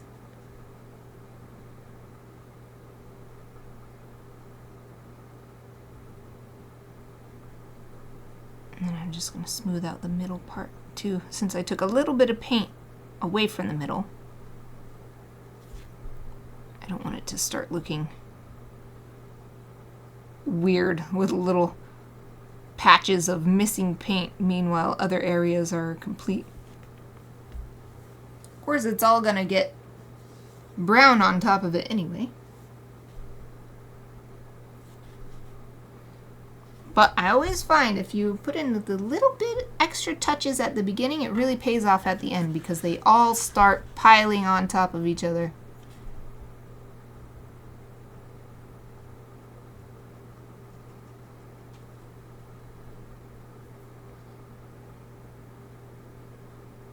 I'm doing the same thing with this one. My idea is that since I'm seeing some sunflowers without very much of this orange, these ones back here will be representative of those.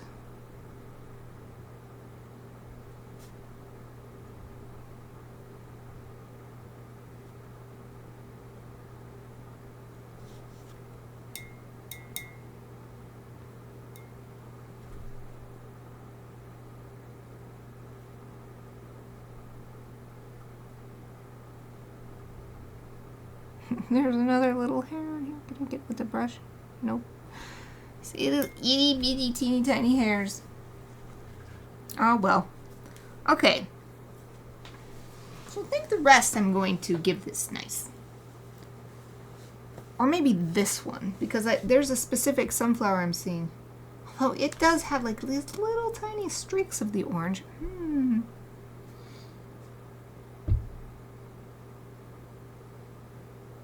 Well, let's move on to this one. Anyway, we can think about these other 1, 2, 3, 4, 5 when we get to them. So I'm going to do the same thing as on here, but I'm going to paint the entire ray. And it's great. There's 2 layers here, so I'll do the entire ray, but just the front layer.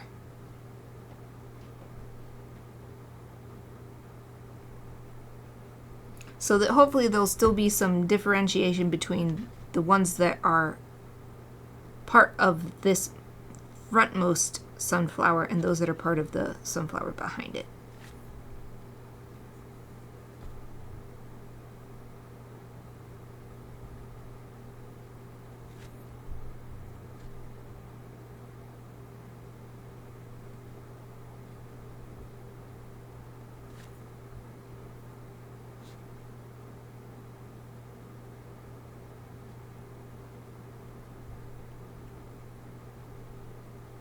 Okay, this patch is ready. My orange paint is finally starting to dry up. And I can tell because the dry part looks pink instead of orange. It's odd. Let's dab a little bit of orange paint down at the base.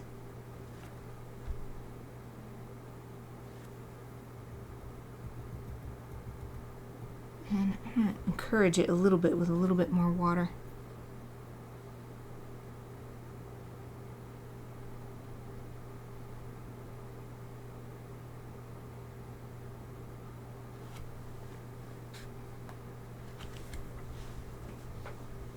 I think this is one of the instances where it's actually more fun to let the paint show off rather than try to directly match, like photorealistically paint the sunflower. Instead, let the natural state of the paint just be representative of what it looks like on the sunflower. And give the paint a chance to shine. Because if I wanted it photorealistic, I would just use digital.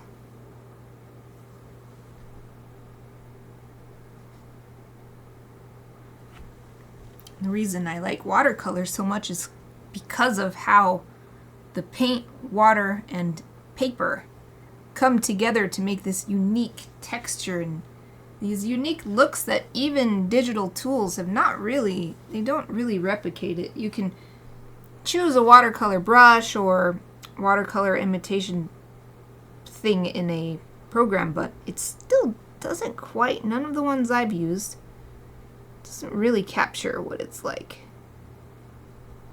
With actual paint, actual water, on actual paper.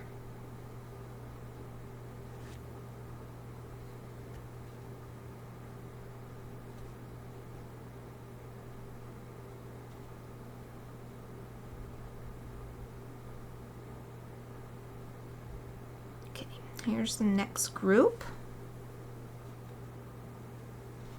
Boop, boop, boop, boop, boop, boop, boop, boop.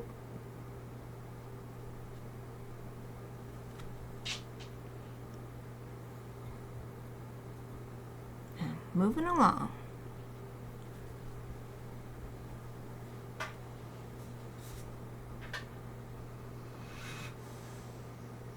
So a little bit of paint on my brush from last time. That's okay.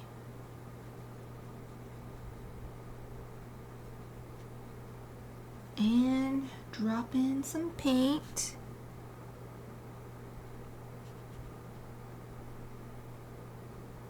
I'm guiding it a little bit.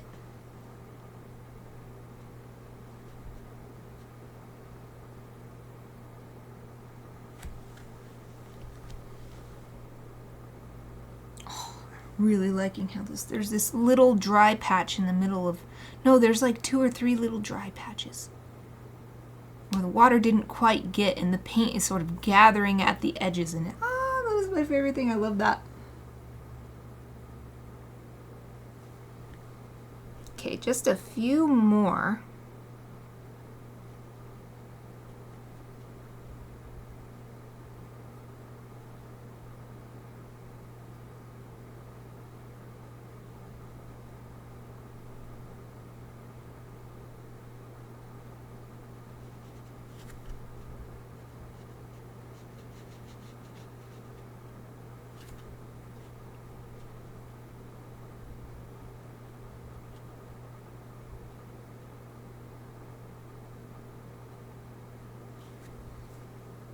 Drop in some paint.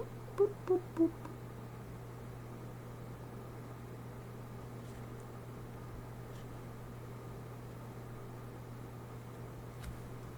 Okay, two more. Trying to get the paint actually all out of the brush, so put some relatively clear water down.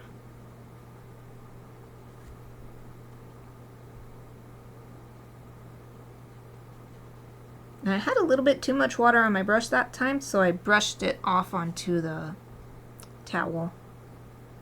Because if it's too wet, then it will just go straight to the edge, and that's not what I want. That's why I tried that other way of doing it the first time. Because I don't want it to go all the way to the very tip of the ray.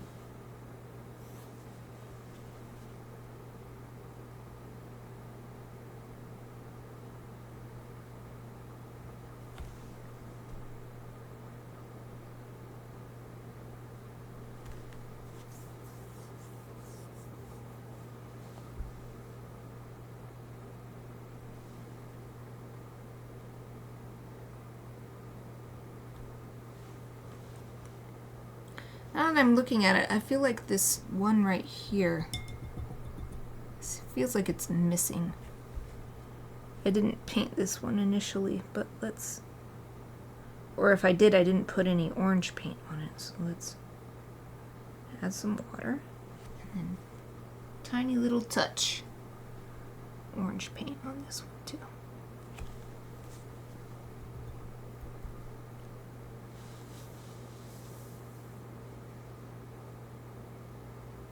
Yes.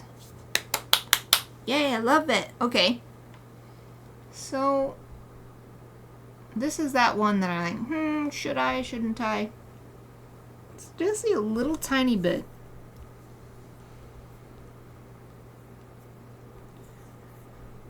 But it's not really that much. Also see an area where I need some yellow paint. So I guess before I decide, let's put that cool yellow in that. There's a ray right here. It should be yellow right here to correspond with the tip, but it's not. So a little paint there. Gotta wake the yellow paint back up. Oh good. My back was hurting again, and I looked at my watch. I was like, is it break time yet? Yep, it's almost break time. Hooray!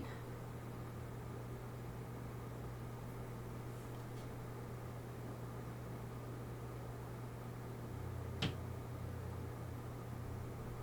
wonder if I should just paint all these little triangles in.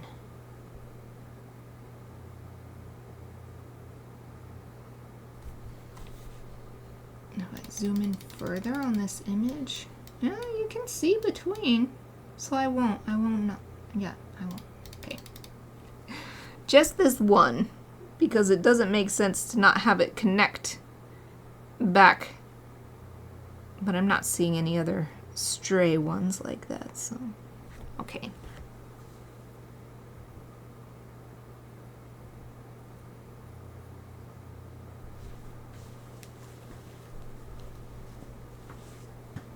I do feel like it needs at least a tiny touch of orange.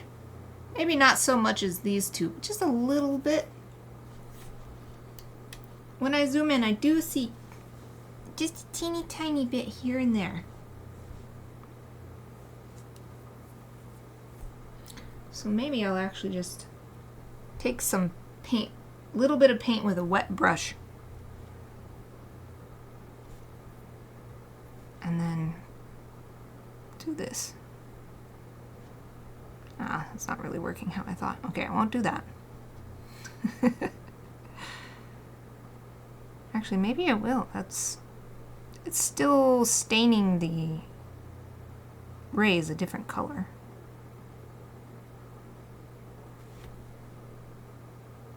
So, just a little bit, little touch, little tiny touch.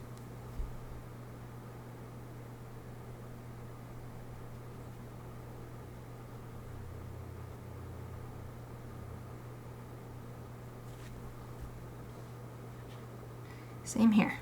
Boop. Just a little bit.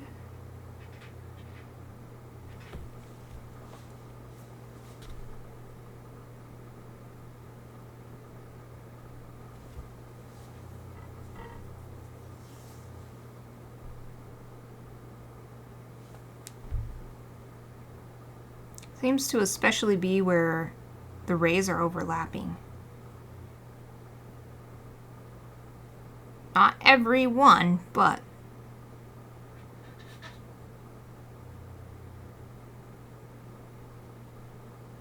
so let's see. That's good. And a tiny bit.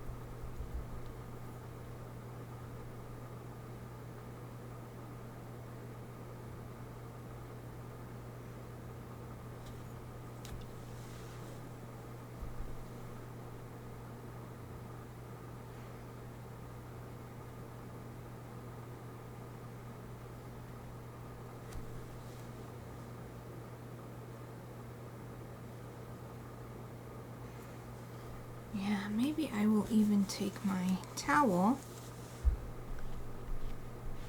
and dab away to lighten it up too, so it's even more subtle.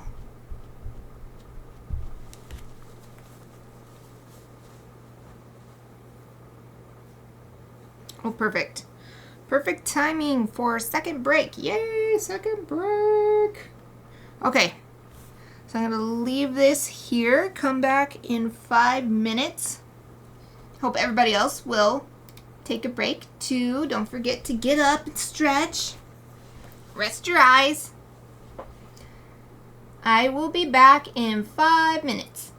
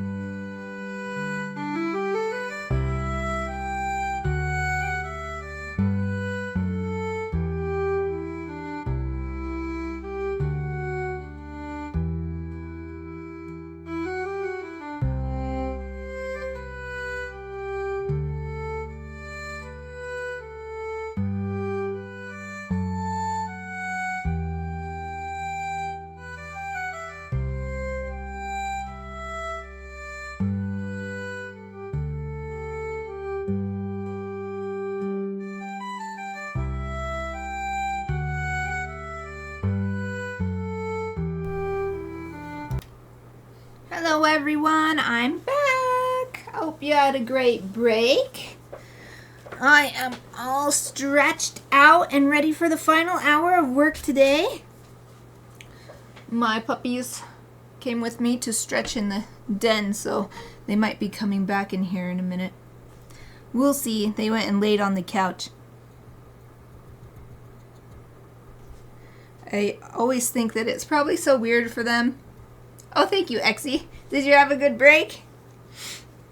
I always think it's weird for my puppies because 3 times a week I sit in my room and just talk for 3 hours.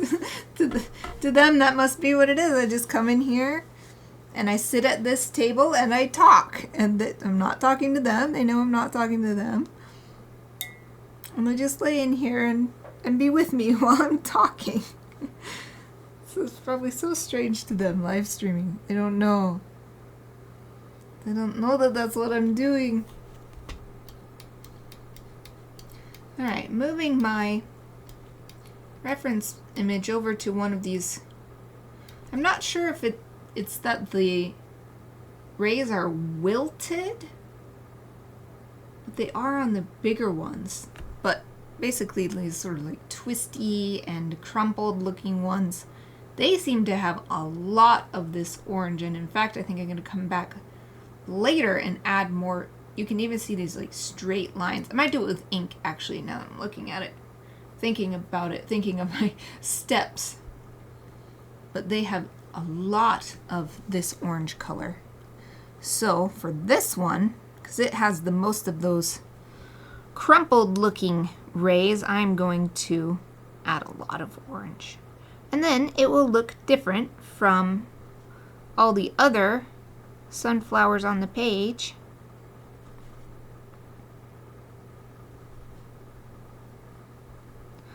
Oh, it feels so good to stretch. Sat down on the floor and did some stretches. Mostly for my back, some for my legs. Stretch my arms, my sides. Ah, I feel refreshed.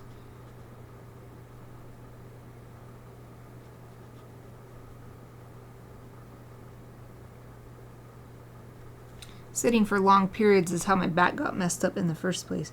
We only have a working theory because you can't really tell what actually happened, but we discovered long after the fact, my doctor did, because she was working with me for years on this chronic back pain that started from working a sit-down job where I worked 12 hours a day and I worked mostly by myself. So I was mostly sitting for 12 hours. And, my back got ruined. And so, way too late, discovered I have slight scoliosis. Just a slight, you could only tell on the x-ray, little curve in the middle of my back, which makes sense because I have pain in the middle of my back. And then a little curve at the bottom. So, it's like now just all about maintenance because you can't really fix it. So that's why I always try, I don't always end up doing it, but I always try to take breaks, not sit for super long periods without a decent break. Stretch, try to do yoga every day. That's been hard to do recently. I've been so busy recently. I haven't been doing yoga, but all these things, try to keep the pain level as close to 0 as possible. So, that stretching session just then, so nice. Definitely made a positive difference. So I'm really dragging this orange paint up high because I want these ones to have a lot more orange than all the others in the scene. But still trying to get that gradient effect where it's most vibrant next to the disc. I was going to say the core. That's not the right word. The disc.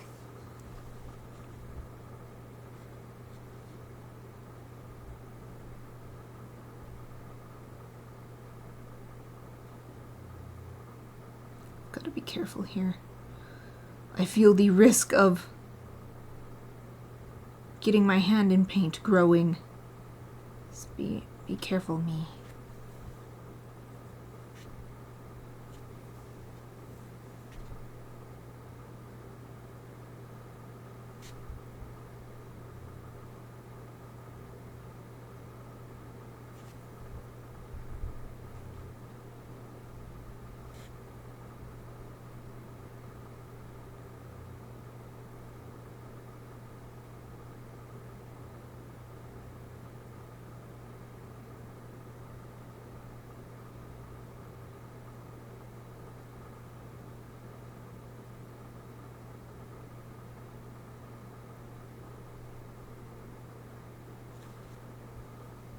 More orange paint. Boop, boop, boop, boop.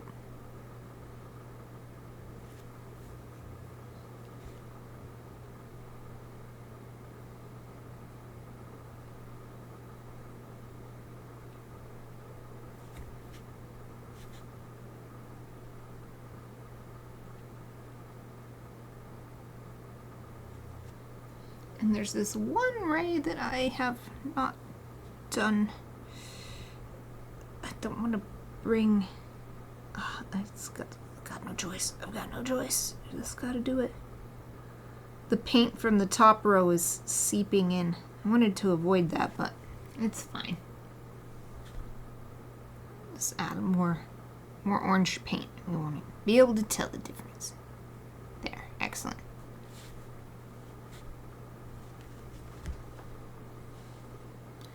This one's going to be awesome when I add the brown to the middle so that there's that extra dark contrast.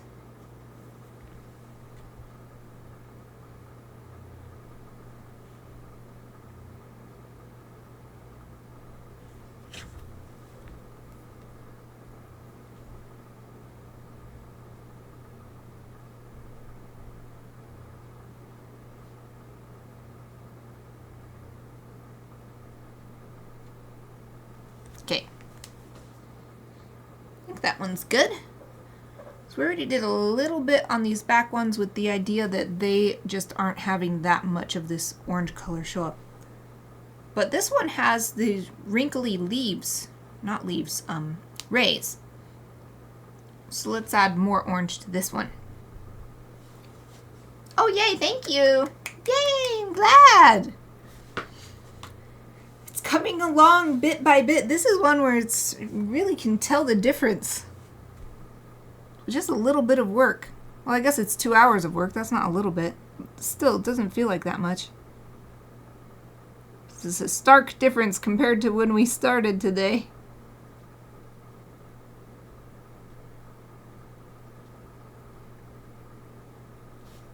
It's very satisfying when you can finish a few hours work and visually see the progress you made.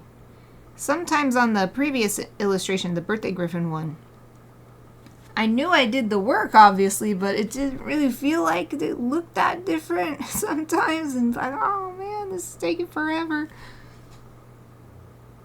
This one so far is not like that.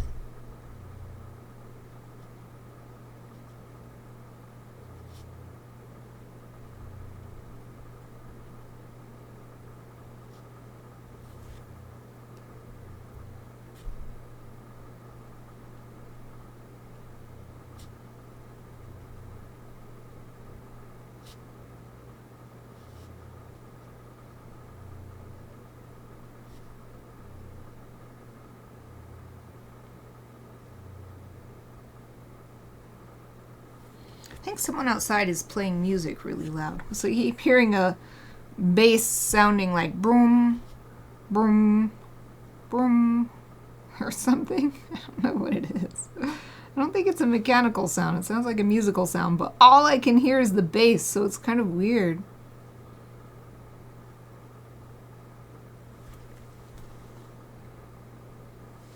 Ooh, I'm so tempted to just add the brown next.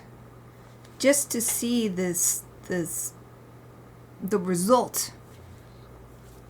But I want to wait because with watercolor, if you put down a really dark color and then you paint a light color next to it, you might bring some of that dark color in, even if it's already dry. So it's much better to paint in passes of lighter color, darker color, darker color, instead of painting everything at once and then paint the next object. But it's really hard to resist because we're so close to that point. Oh, I hear a puppy. Oh, it's Aoife. You decide you'd rather be in here? Aw. She's kind of next to me. I don't know if I can show you her with the camera. She's getting in the bed now.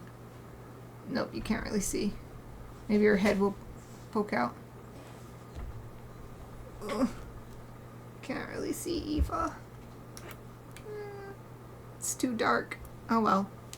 I tried. Tried to show you my little assistant.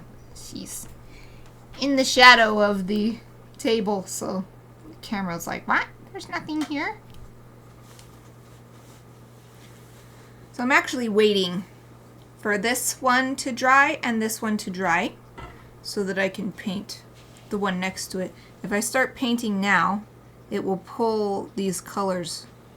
Just like I was talking with the darker colors. Oh, Aoife decides to go over to Chappie's bed. With the darker colors, they can just happen with any color, especially if it's still wet. And this one is definitely still wet. This one's probably still damp. What's this? Binoculars, trying to see. Yeah. Couldn't really see her. Might be able to see her now if I move my little storage rack thing. Aoife, you want to be on the live stream? Oh, you know what? It's because or did I turn off auto? No, I thought I turned on auto. Auto exposure. Oh, it's just dumb. It's just being dumb. There she is. Aoife, look at me. She sort of is. Say hello to everybody on Twitch and the recording on YouTube. Oh, she farted. Aoife, that's not the kind of hello that I meant. Well, that's that. Oh, now it's overexposed. Camera, what is your deal? I don't understand. There. Exie says, hello, Aoife. She keeps looking at me like, aren't we done in here yet? I thought we were done because we went in the other room. Little camera, I don't understand you. Now you're not exposed enough. Okay. There. Well, maybe Aoife gave us enough of an interlude. Oh, Aoife. She's so gassy these days. I don't understand. She even has a little supplement to help with it. No, she's a super gassy dog.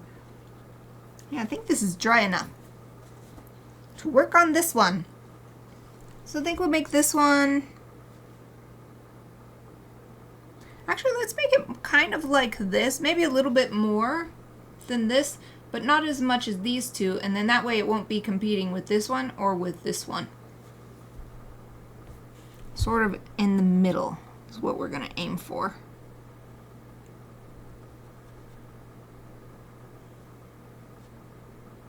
Middling amount of orange.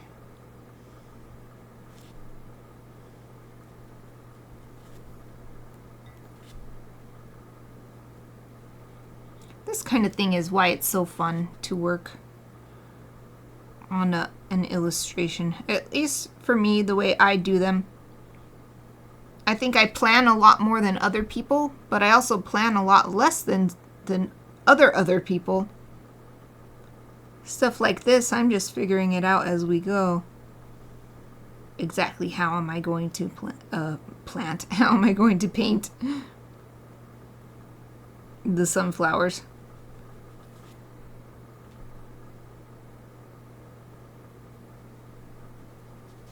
Okay, I think that's good. So now, this orange paint is really, really dry now. There's just one little tiny section. I need like a dropper or something. Just drop some water on it.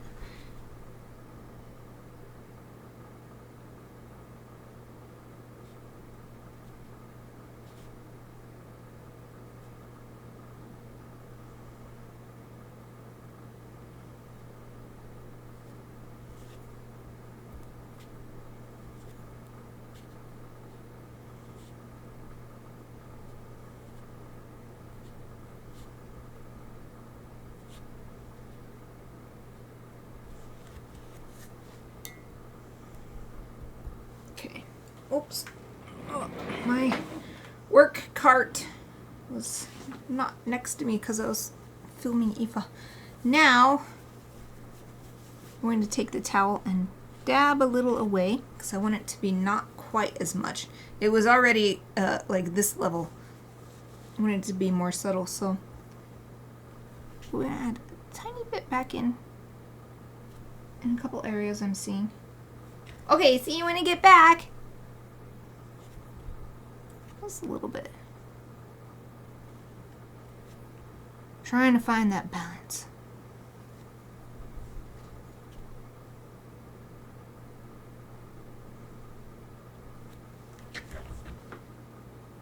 Trying to go like between this and this. Okay, so let that dry and move down here.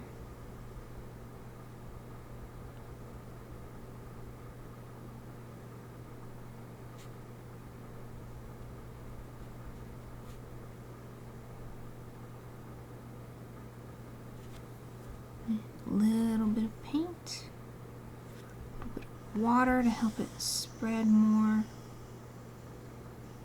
Eva is so bored, she keeps sighing. It's like, when are we done in here? Sigh. Big sigh.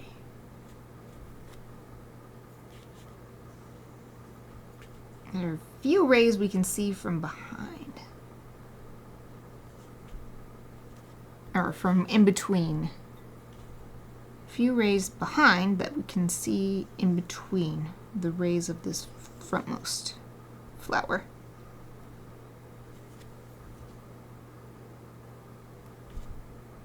So let's add a tiny bit of paint there. Use some water to encourage it to spread out more.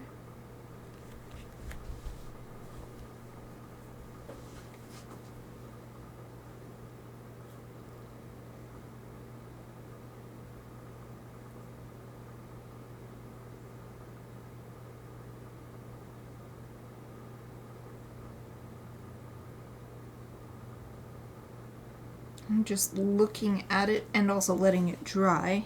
Just a little tiny bit. I'm going to try to sop up here.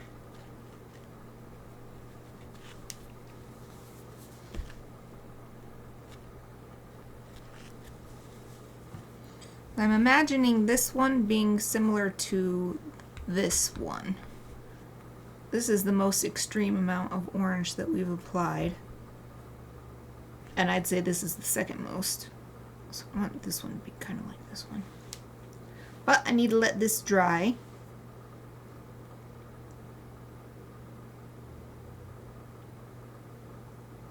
Suppose while I'm waiting for it to dry, look at my reference images. Oh, and I need... Oh wait, we can work on the green first. I was going to look at my reference images for the griffins. Then I realized we could work on the green stems first before we move on to them. Let's keep working from this same reference image. So green will be the next color we need.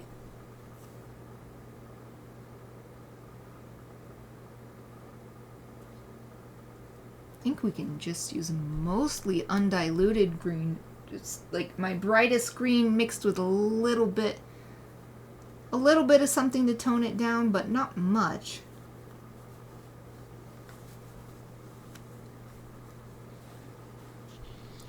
This still isn't dry yet. I could do this one. There's one little ray right here.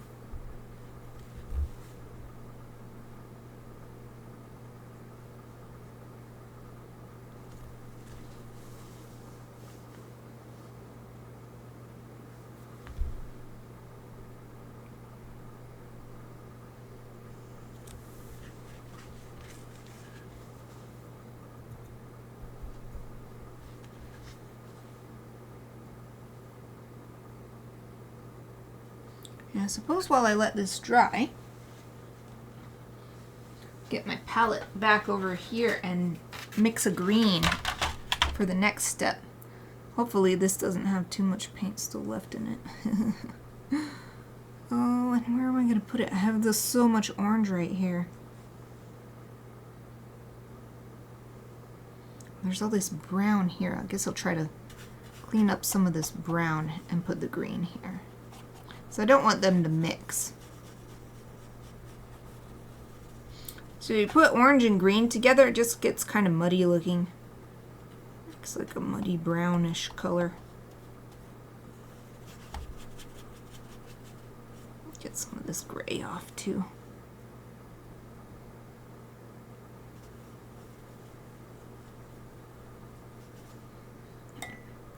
I don't need to clean the whole thing, just that little section, so that's probably good. Now where did my little towel go? Here's my towel from last time when I cleaned this side.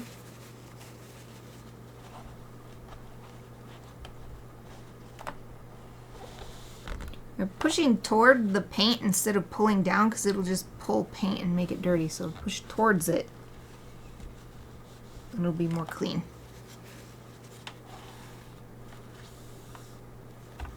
So that's good. Set this back over on the side. And hopefully this wash brush is clean enough to get some green without making it too contaminated with other colors. It looks like it's pretty good. Oh, sorry, you can't even really see what I'm doing. Well, you still can't see it because of the chat box. Oh well. Well, I'm gathering some green paint. This really light green, but this is a bit too light, too vibrant. So I want to add something else to it. There's not too much green stuff, so I don't think I need to mix as much paint as I did over here.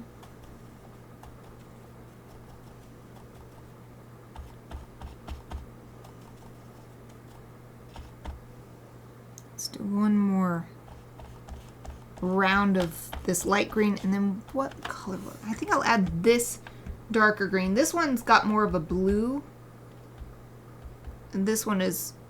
So this one is cooler and this one is warmer. So I'll add a little bit of this warmer green. Alright, let's call that good. Rinse the brush. And wake up this dark one. Oh, there's still quite a bit of paint here. Oh well. There was quite a bit of paint in my brush still. I splashed. I'll have to clean it in a second. So my painting's on top of my towel. Alright. I don't need too much. So let's see if this is good. It'll probably get down to this color by the end when I'm doing the shadows, but right now this is actually supposed to be the lightest color. Yeah, this is what I want. This is what I want. Excellent. Okay, so got me a nice... This still looks cool with the green on it now. The natural color of the bristles, then the orange, yellow, red. Then it's gotten black and gray in there. And now green.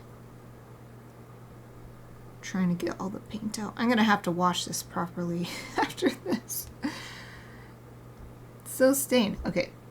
Put that down for now. Move this over, back over. To my right. Now I can bring my painting back and wipe this little bit of paint I got on my desk. Yay! While I'm at it, let me take a sip of my tea. My burdock root tea is almost gone. This is definitely a very interesting tea. I've never had burdock root tea before. It's definitely got a vegetal aroma. And the flavor is surprisingly gentle given the aroma. Oh, I just got my fickle. Yay. Ah! Finished it off. Yummy! And it was still nice and cold from the ice cubes I put in it. Okay, let's add... No, let's finish this and then add the green. Because now, this should be... Yeah. This stuff is dry. That's what I was waiting for. So now we're just going to add orange to these rays, and then we'll be done with the orange and yellow parts of the sunflower. We'll move on to the green parts.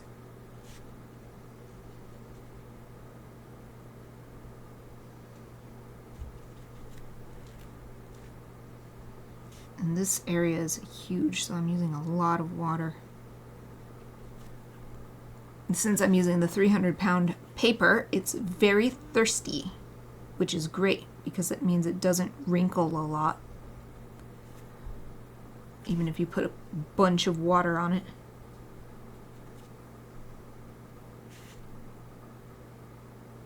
I've said this before, but I honestly think that's the reason so many people think that they can't do watercolor, because they're not using high quality paper.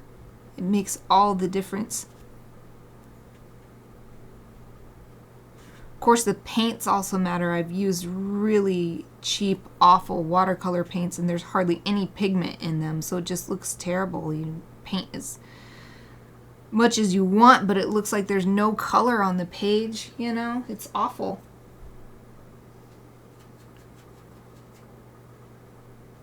Okay, time to add some orange, and the orange is all completely dry now, so I'm having to wake it up. Okay.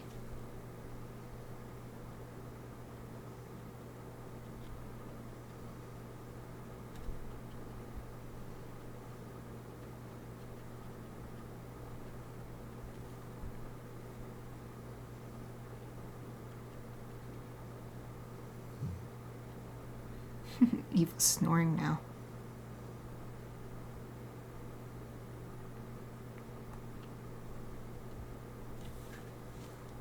Ah, one set done. There's 2 more sets.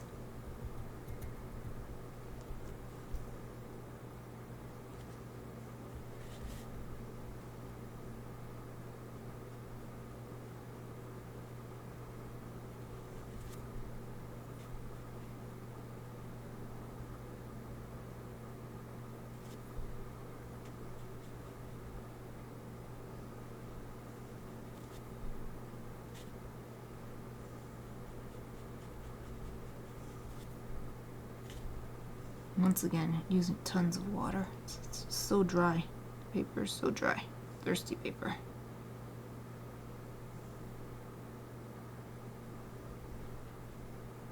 Taking this opportunity to clean up these edges here, where the disc kind of bled into these rays that are supposed to be in front of it. And now it's a much cleaner edge.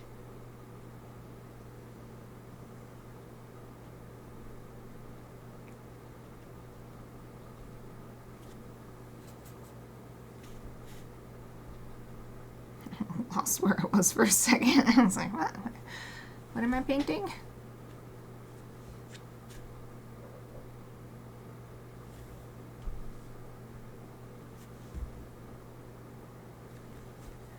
Maybe a little bit too much up at top, so I'm gonna add some water to try to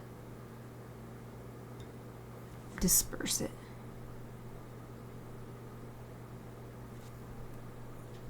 Not terrible, just a little bit too much. Calm down a little bit at the top. There, that's alright. Final set over here.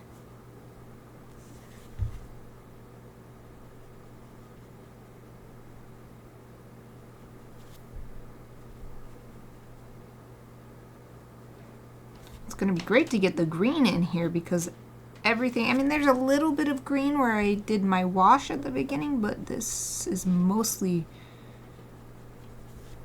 really warm colors. Even the cool yellow I used at the beginning looks warm with all of these other warm colors next to it.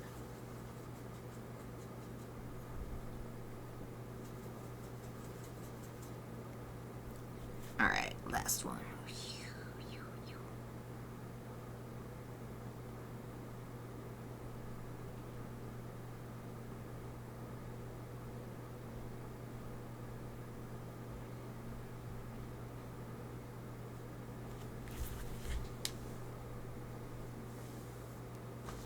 Alright, that just has to dry now.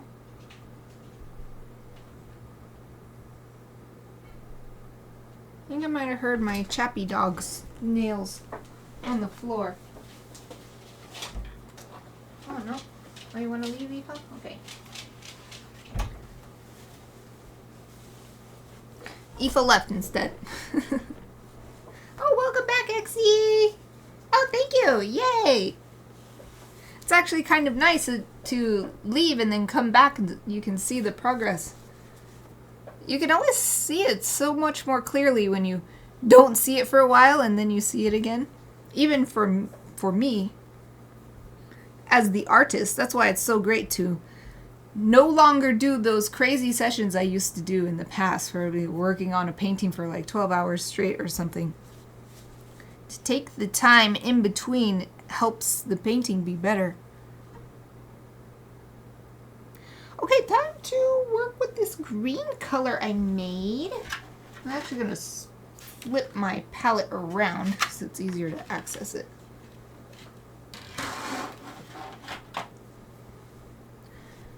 But since this part's all wet, and again I'm left-handed, let's flip it upside down. So this is just going to be a base color green, so it doesn't really matter that much the angle or anything. It's just going to all be this color and then paint shadows on top of it, so don't have to worry about direction or anything. So I'm just going to start over here. As I thought, this is a little bit more paint than I wanted for such a teeny tiny little leaf. So just rinse that off in the water and then, yep, bring it back. Ah, as I thought, adding the green, so nice, it's so nice, so refreshing. Refreshing for the eye because everything else is like looking at a fire.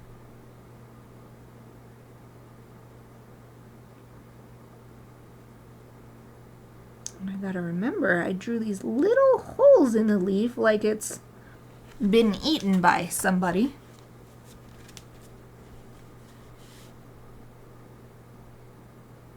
Make sure to paint around those and not accidentally paint in them because they're so small. It would be so easy to accidentally paint in there.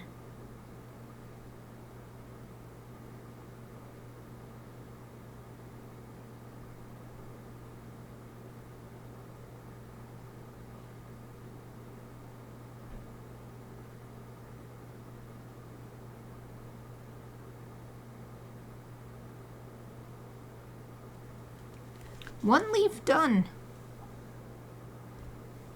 Keep moving on to the stem.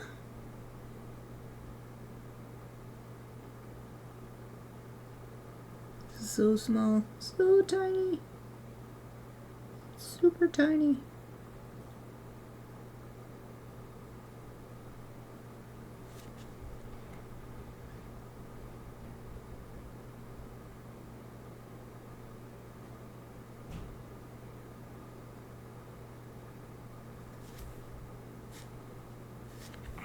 That's it for that one. Next.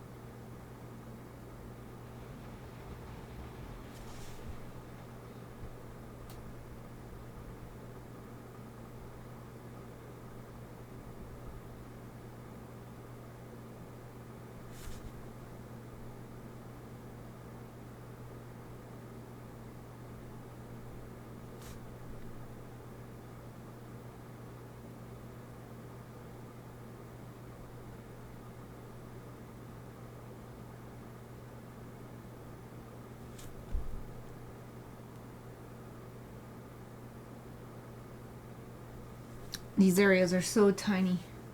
It requires a lot of focus. That's why I'm so quiet.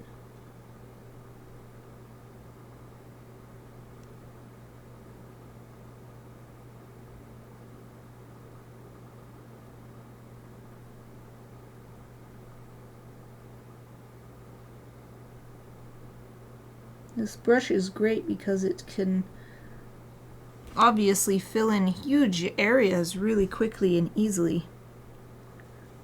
But as long as I am paying attention to what I'm doing, the tip is so fine that I can also fill in teeny tiny areas like this. So I don't have to change utensils, which saves me time and allows the sort of mental flow to continue. Oh, it looks so good with the green. I'm so happy. It looks really good with the green. This is exactly the green color I wanted.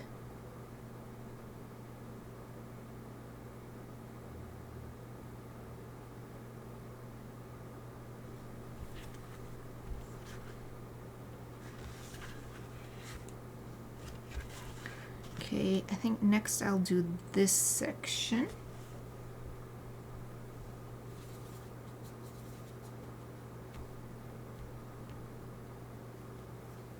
And I've got to be careful. This is all feathers here. There's a tiny bit of stem and then a leaf growing out backwards and a leaf growing forward.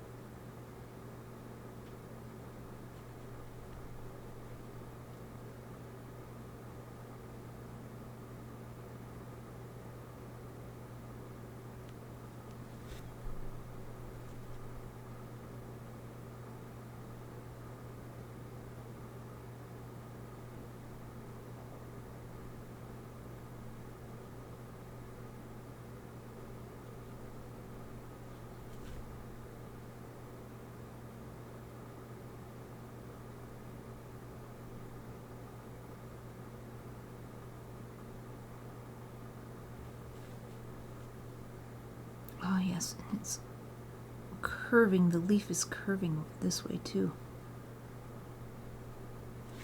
A little bit more water and a little bit more paint.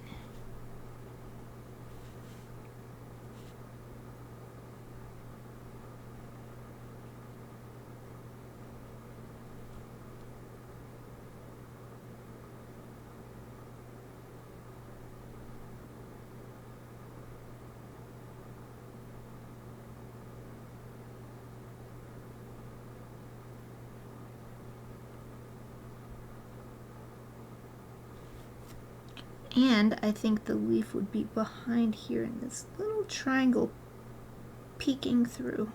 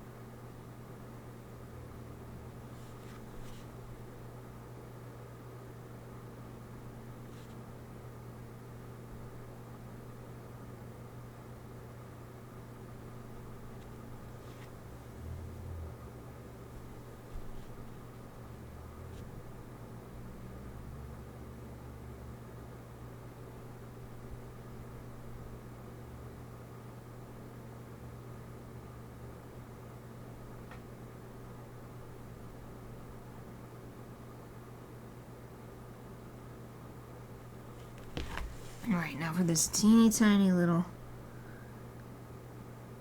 itty bitty bit of the stem showing through here. So small. That's a little sliver.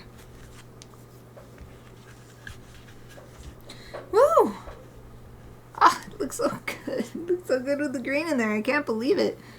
I thought that it would make an impact, but it's even more than I imagined. Alright, I'm going to turn it upside down again.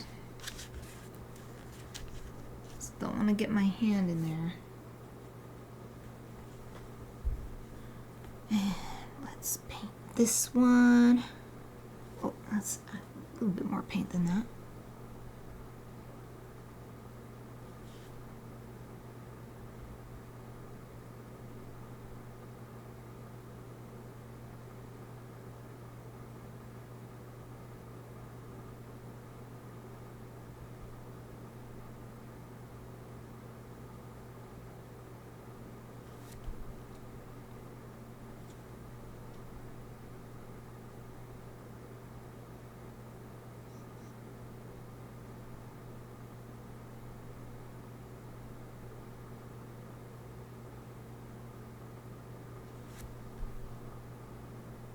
Oh, 10 minutes left. Just got a 10-minute warning on my watch. Well, it's not a warning. It's just my calendar app gives me a notification 10 minutes before each calendar event. So that's how I know. Oh, you don't have any sunflower emotes. Oh. We need to make a sunflower ranger. That's such a great idea. We could make one for each season. Sunflower Ranger, Sakura Ranger. Let's see. Winter is camellias in Japan. That's the winter seasonal symbolic flower. Autumn, though, is more autumn leaf rather than flower. And also for me, winter is snowflake.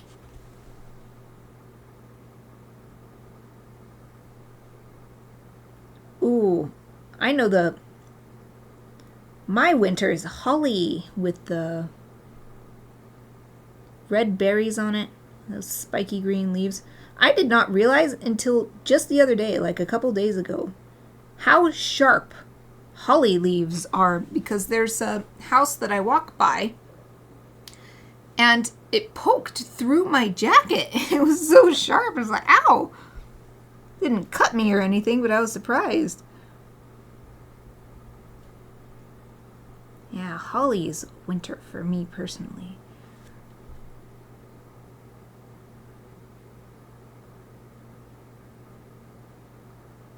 A little holly ranger.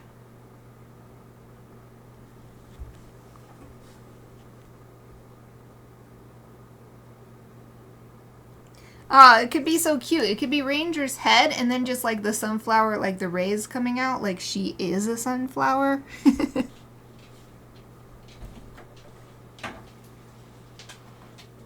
Oh, Aoife's back.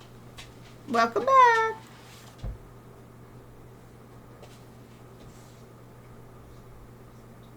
Guess she decided whatever was outside my studio was not any more interesting than what's inside.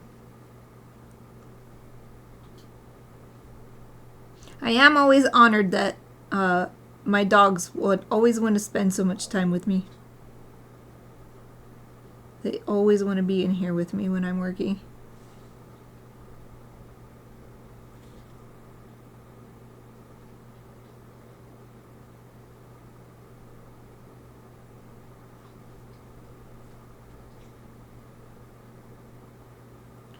Oh, my contact lens is getting a little dry, so it's like blurry in one eye.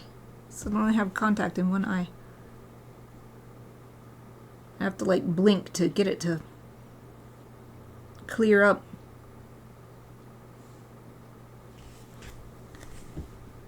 Oh, this is awesome. This is awesome. This is going to be great when we add... Some of these will be brown. Some of these griffins will be brown. But some will be those bright blue and orange ones. And so it's going to look even cooler with the bright blue color also added to this growing rainbow. There's just a tiny bit of stem showing for this sunflower over here, and then we're done with this green for now.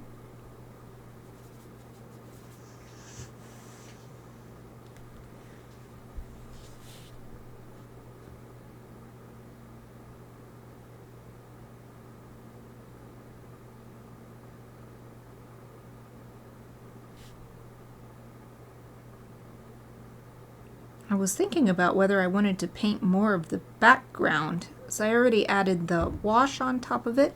I didn't know if I wanted to add some more indications of sunflowers or the greenery.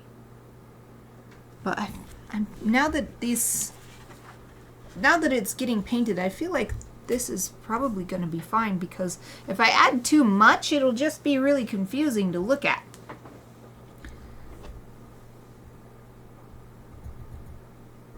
But right now, it seems like it still looks like a really full scene, full of plant life and animal life, but you can still distinctly look at the different elements. Of course, I will continue to evaluate that as I go through. Maybe by the end I will feel like, oh, maybe I need something here or something, but sometimes it's nice to have just a negative space as a break, a visual break for the viewer.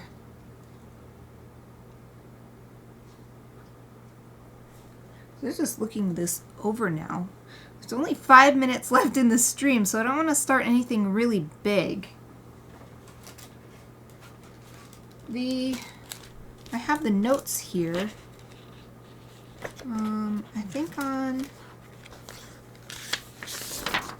Yes. So I made notes about what colors I wanted the griffins to be, because I found out there's 3 general color patterns. I don't know how to color. I put feather coloration. There's the non-breeding male, which is sort of a mix between the breeding male and the female. The breeding male has the bright blue feathers and the orange chest, white belly. And then the female, the patterning is the same, but it's all tans, browns, and white/cream color. So I identified already which ones I wanted to be which. So this was going to be the bright blue. This one's tan. These ones are all 3 that mix color. Here's another bright blue one. And this one tan. My idea was these are a couple and these are a couple. So that's why they're together. And then these are just some bachelors hanging out.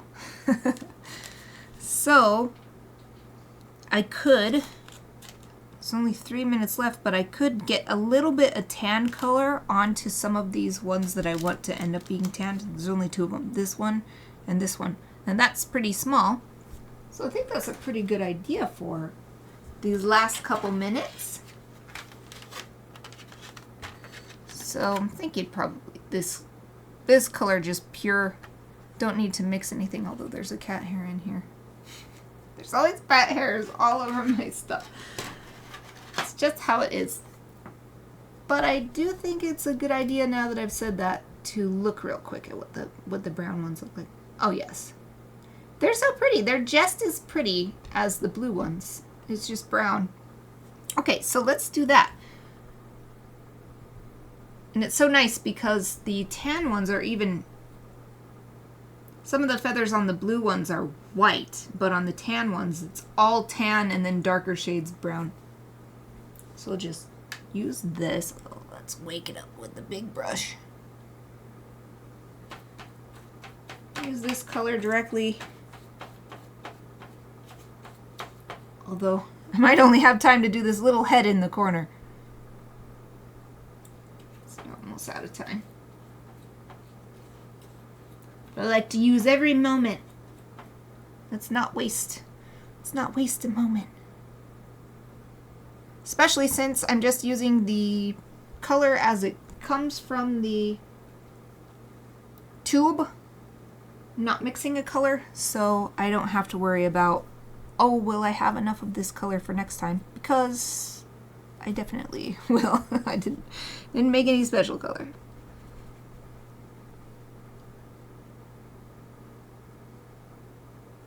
Yeah, it'll be really good once we get, now that I'm putting this tan down, it'll be really good once we get the discs colored in with the dark brown, because this is very close to that orange color.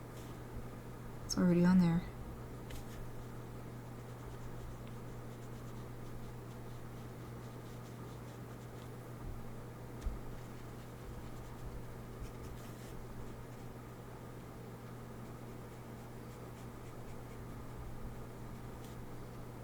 It's all sort of pooling at the bottom, so I'm trying to drag the color up. My table is angled, so I'm dragging the color up so that if it does keep falling down as it dries, at least it should even out, I think. Hopefully. There. Perfect.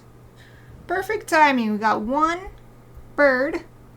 Well, the bird half of the griffin. One griffin.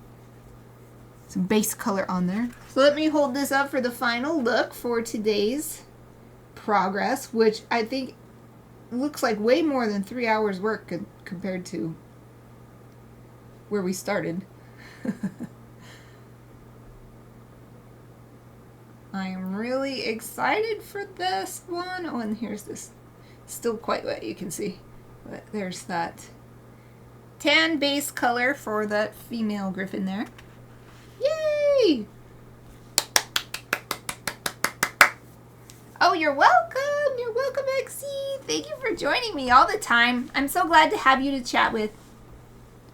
And those super interesting continents and everything, and the map you made. I am inspired for my own stuff. I'm excited to work on that for my world. So thank you for inspiring me.